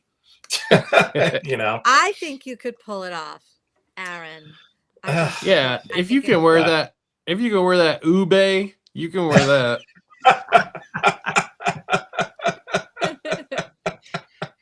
Yeah, the color. You got a point. You do have a point. Who decide to rock pink? It's always like bold and confident, and like the confident. I don't mind. I don't mind pink. Yes. It's just that beetroot with the green, with that bright green under. Those two colors just give me a headache. Like in that combination. You should be like Matthew and not see UV. Yeah, right. No, that's just, I don't mind color. It's just, that's just a little too much for me. That's all. So I did want to point out, if you aren't aware, there has been a beet clink in the past, and this was Fresh Beets, which I actually had in my collection, but sold off to another collector because I just don't wear purple. I just very rarely wear purple. And so that is the Clink Room signature color, Trust me, I'm aware. I'm aware. Like I own some purple, but not that shade of purple. It's usually the darker, slightly deeper shade of purple. That I can pull that off. But like this one, yeah. So there has been a beet, and if anything, maybe that held it back a little bit because it's pretty similar. I'm guessing the next one, Base Bandits, is going to the shop. It voted 40%. That's a pretty strong showing. Mm. Jesse, would you like? I hope it goes. I liked the details on this. I mean, you got a little cowboy baseball running, and I love like the detail of how they have the underside of the base showing, so you can see the peg. That Yeah. I don't know what the specific. I bet there's a specific terminology like squatchy, but that like you can see like the peg. It's Yeah. the part of the base you don't normally see. Like I like that detail. It's a funny hat. I think it would play well at a ballpark. Yeah, Alright. you I bet could- we'll see you could that. see I that bet we'll one. see that. I bet we'll see that one with a gray under. I guarantee it. Why do you Yeah. say that? Why do you say that? Just because it's I think that Casey's just got a weird thing for two-tone hats to have a color. I think Hmm. sometimes I mean, maybe I'm just making it up out of thin air, but I see him making this a gray. I really do. I can see Would make that, sense for it to or green though, because the green would be classic ballpark yeah, Right. baseball. that's what I was thinking. A Kelly Green Mhm. under Mm. for that one. Well, you I like put a it. I prediction down? like it the way it is. I think if it came the way it is right now, I think that would be a great version. You made your Yeah, I do prediction. too. We'll see what happens. If it goes to shop, we'll see if your prediction was right. All right. And this is a Glenn one. Glenn, take it away. Give me UFOs and beer all day. This one didn't get a contract. I hate it. I like this design. I like how it looks a lot more better than like your just stereotypical, abduction. I like how he did the art with the you can feel it coming down. And you can feel the bubbles rising up out of Mhm. the beer itself. The artwork is great. I really wished it was going to vote higher. And Apes and Ales, I freaking loved the first iteration of it. I don't know why it didn't vote better or go through, but it was phenomenal. This one is gorgeous too. I hope it did. I have not confirmed or not on this one. Anybody? No, but I'm gonna hit up ACAPS right now. Right on. I know. I remember you knew him. Hmm. Jesse? What'd you think, Jesse? I like that Ed Weird Pie Eye classic cartoon style. It's fun. This is just a funny hat. And oh, ouch! We got a T-Rex here. Sorry, stop that. So yeah, we're in the T-Rex phase. I've had puppies before. I did not know about. She's a golden doodle, but this is a golden retriever thing where they're just super bitey. Oh, lot of biting. Anyway, so she's moved on to something else. Anyway, okay, but yeah, I love that classic, like that very, I guess 1930s, 1940s, like that pie eye classic cartoon style. It's funny. It's just a funny way of like very Homer Simpson dumping the beer, Very much so. I also like that it's like it's the epitome of Clink. It's a gorilla and beers, and it's 100% Ed Weird. It's like he took his own Kong and Clink amalgamation and created it and made it his own. And it's like the Ed Weird Clink Kong stamp.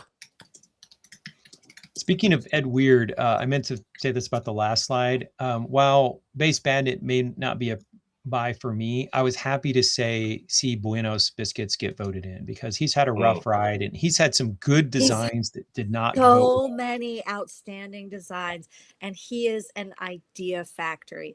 Love to see him show up on Instagram. It's always something fun from him. Yep. So keep them coming. My number one, if I could make it, failed crits design was Buenos Biscuits. Please revisit Spaghetti Western. It deserves it. Yes, that's a Please great one. revisit that. Yes. That one was awesome. It's a great title too. Great title. Hey, it's a Matt Heavy slide. I mean, Hail Satan, it's hilarious. Like, I mean, this is just funny that he's a I did taxi vote driver. for both of these. I'm like, I just, and I wondered, I mean, Eric the Saint is selling off some of his clinks today, and I'm wondering if this is an older submission that Casey popped in, because Casey, A lot of these are.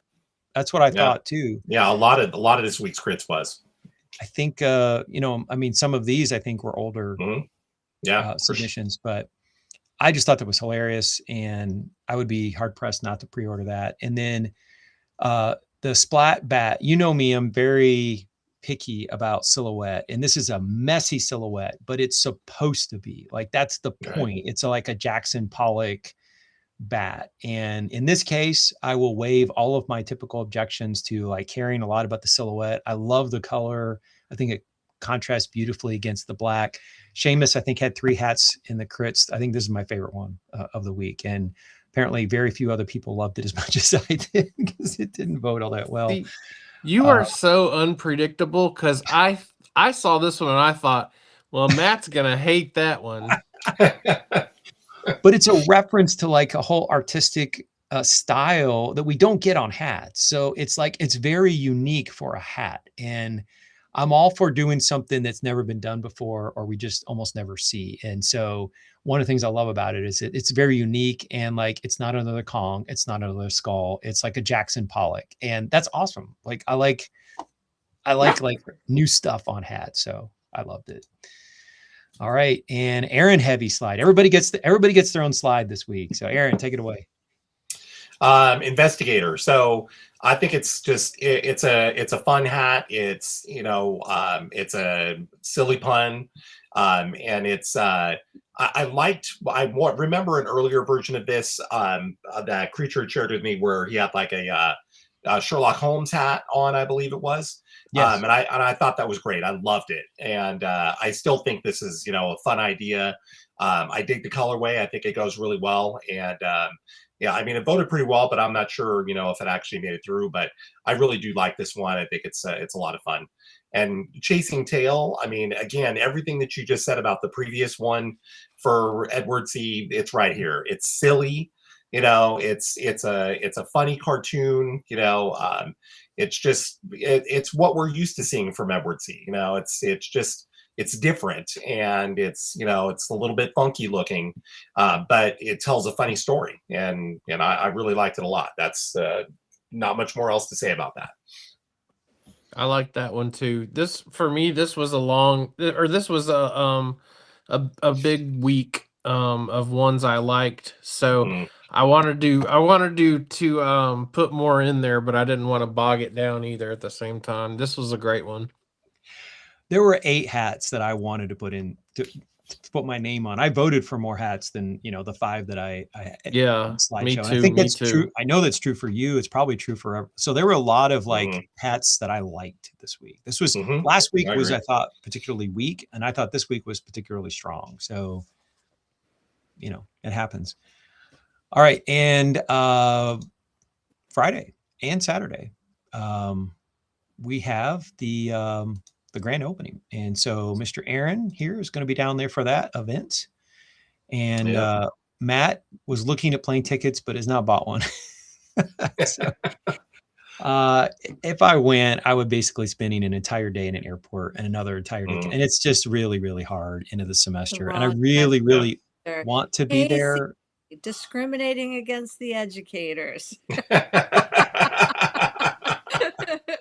If I were to go, I would be so much further behind on all of my teaching stuff that I'm just like, I really, and the ticket was cheaper than I thought. I thought it'd be like $450, $500. And I looked and I'm like, I get a ticket. Now I have to have a layover. And that's part of why. If I had a multi-hour layover, I can get a ticket for about $250 pre-tax, so probably about $300. But I'm like, I'm sitting in an airport, like I'm spending like 8 hours traveling if I go, and Right. that's just so much time. Ah, And then not to mention you'd have to pay for the hotel room and spend what 6 hours in the room if you're lucky, so I'll I I'll mean just sleep on your floor. We are going to, the 6 of us are going to go as a group at some point, and it'll turn into an event, and it's going to be Mm. so much fun. It'll be different, but we're gonna figure it out. We're gonna coordinate. We're all gonna be there, and it's yeah, gonna that would be great. I need to That'd get be a lot Aaron's of fun. phone number so that he Like can it or do not. a live video and show me all the exclusives, and I can be like,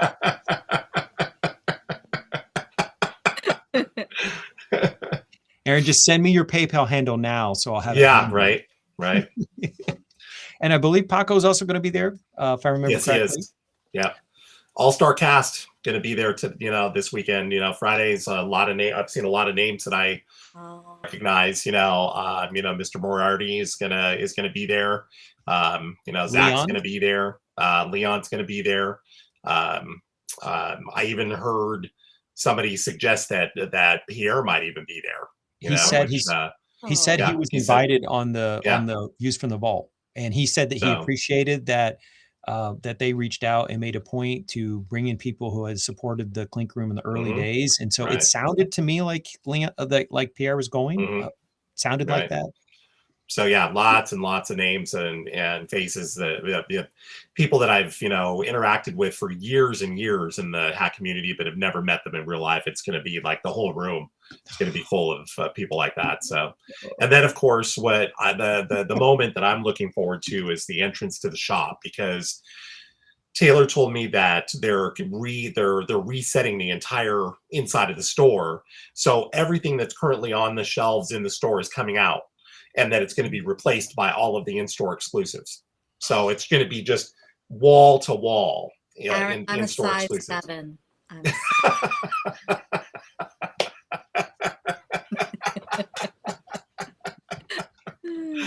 I can hook you up with some good Virginia ham. I don't know what else we got here. We got Virginia peanuts. There's a whole lot of peanuts here. I don't know why.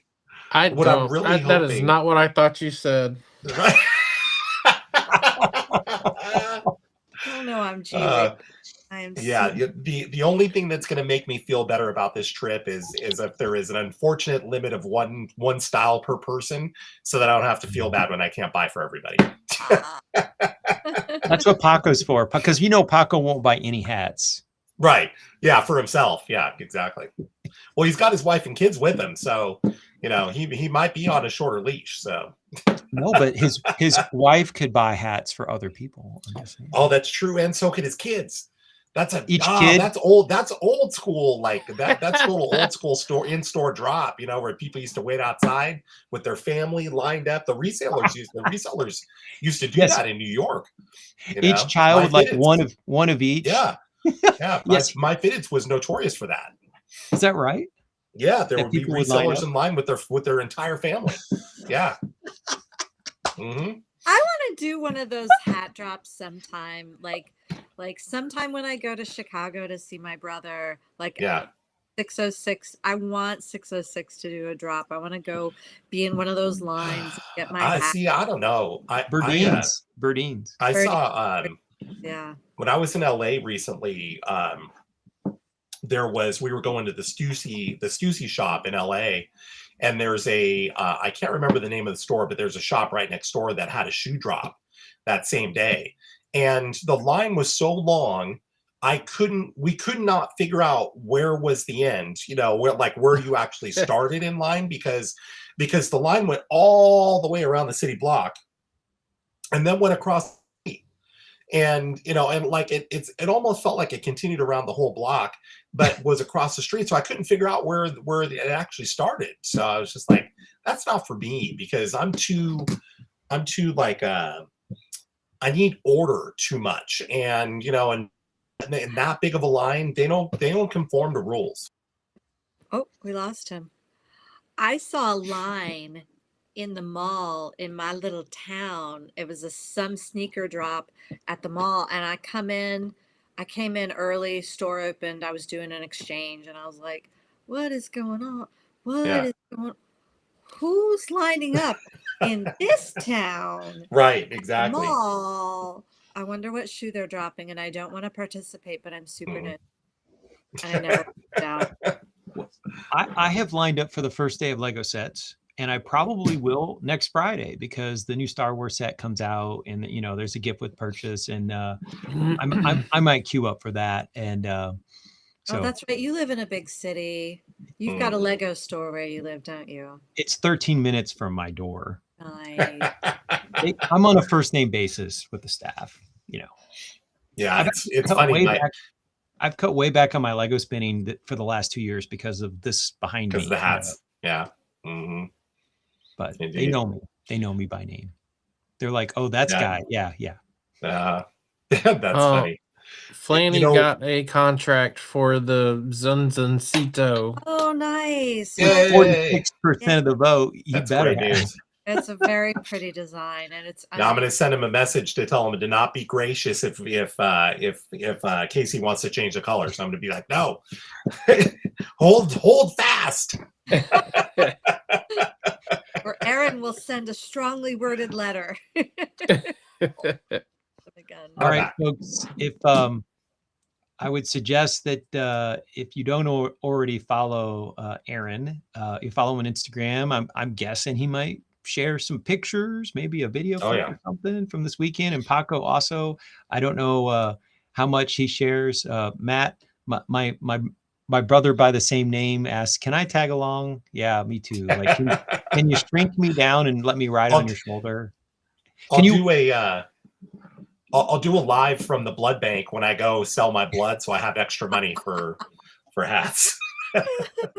Because that's the reason that I'm only going one night, is because, as I told my brother-in-law today, he was asking, he's like, why didn't you just stay for the weekend and go to the second day for the opening? And I said, because if I did that, the hotel room would cost me 4 hats. And I said, so I can't have that. If I were to fly out, I was going to take the red eye back so I don't have to pay for a hotel. Ah, okay. I can sleep on the plane, quote unquote. Oh, good Lord. You know. Who does that? Yeah, I did. The last time a younger Matt might have been able to do that, sir. Well, I probably shouldn't say this on air, but the last time I took a red eye back from California, I came home to my ex had moved out and we split up, which was okay. We were both ready to split up, so it was not a catastrophe. But it's one thing to have a relationship and a marriage end, but it's another thing to have a marriage end on 4 hours of sleep. Let's just say I felt like I was in a daze, both because I was really tired. Because you really were. You were in a daze. That's why. So I joked about that to my husband. Like, if I go to California, don't leave, don't move out on me. Because like that's what happened last time. So I have a bad association with red eyes and breakups. So he's like, sure. I'm not. That makes sense. Okay. Any last words? I've got one last word, but what a downer.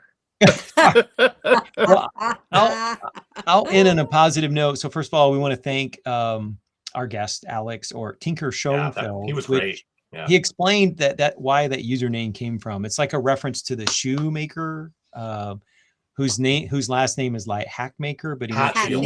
No, it was Hatfield. Hatfield. So that's why his username is Shoefield. Is kind of a joke on the Hatfield shoe designer.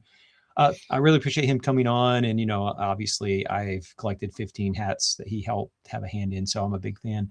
But also I want to get a shout out, if he's watching, to the student who was wearing the LA Dodgers fitted in the hallway today, and I stopped and talked to him, and I told him, I'm also a fitted hat guy, and he said he and his dad both are, and he took down the name of Custom Cap Collectors, and he said he might check in, watch it. So if you are watching, or if you watch it later, I don't even know your name because you're not in my class, but shout out to you and your dad. And if you ever watch the show, leave a comment, please, in the YouTube notes.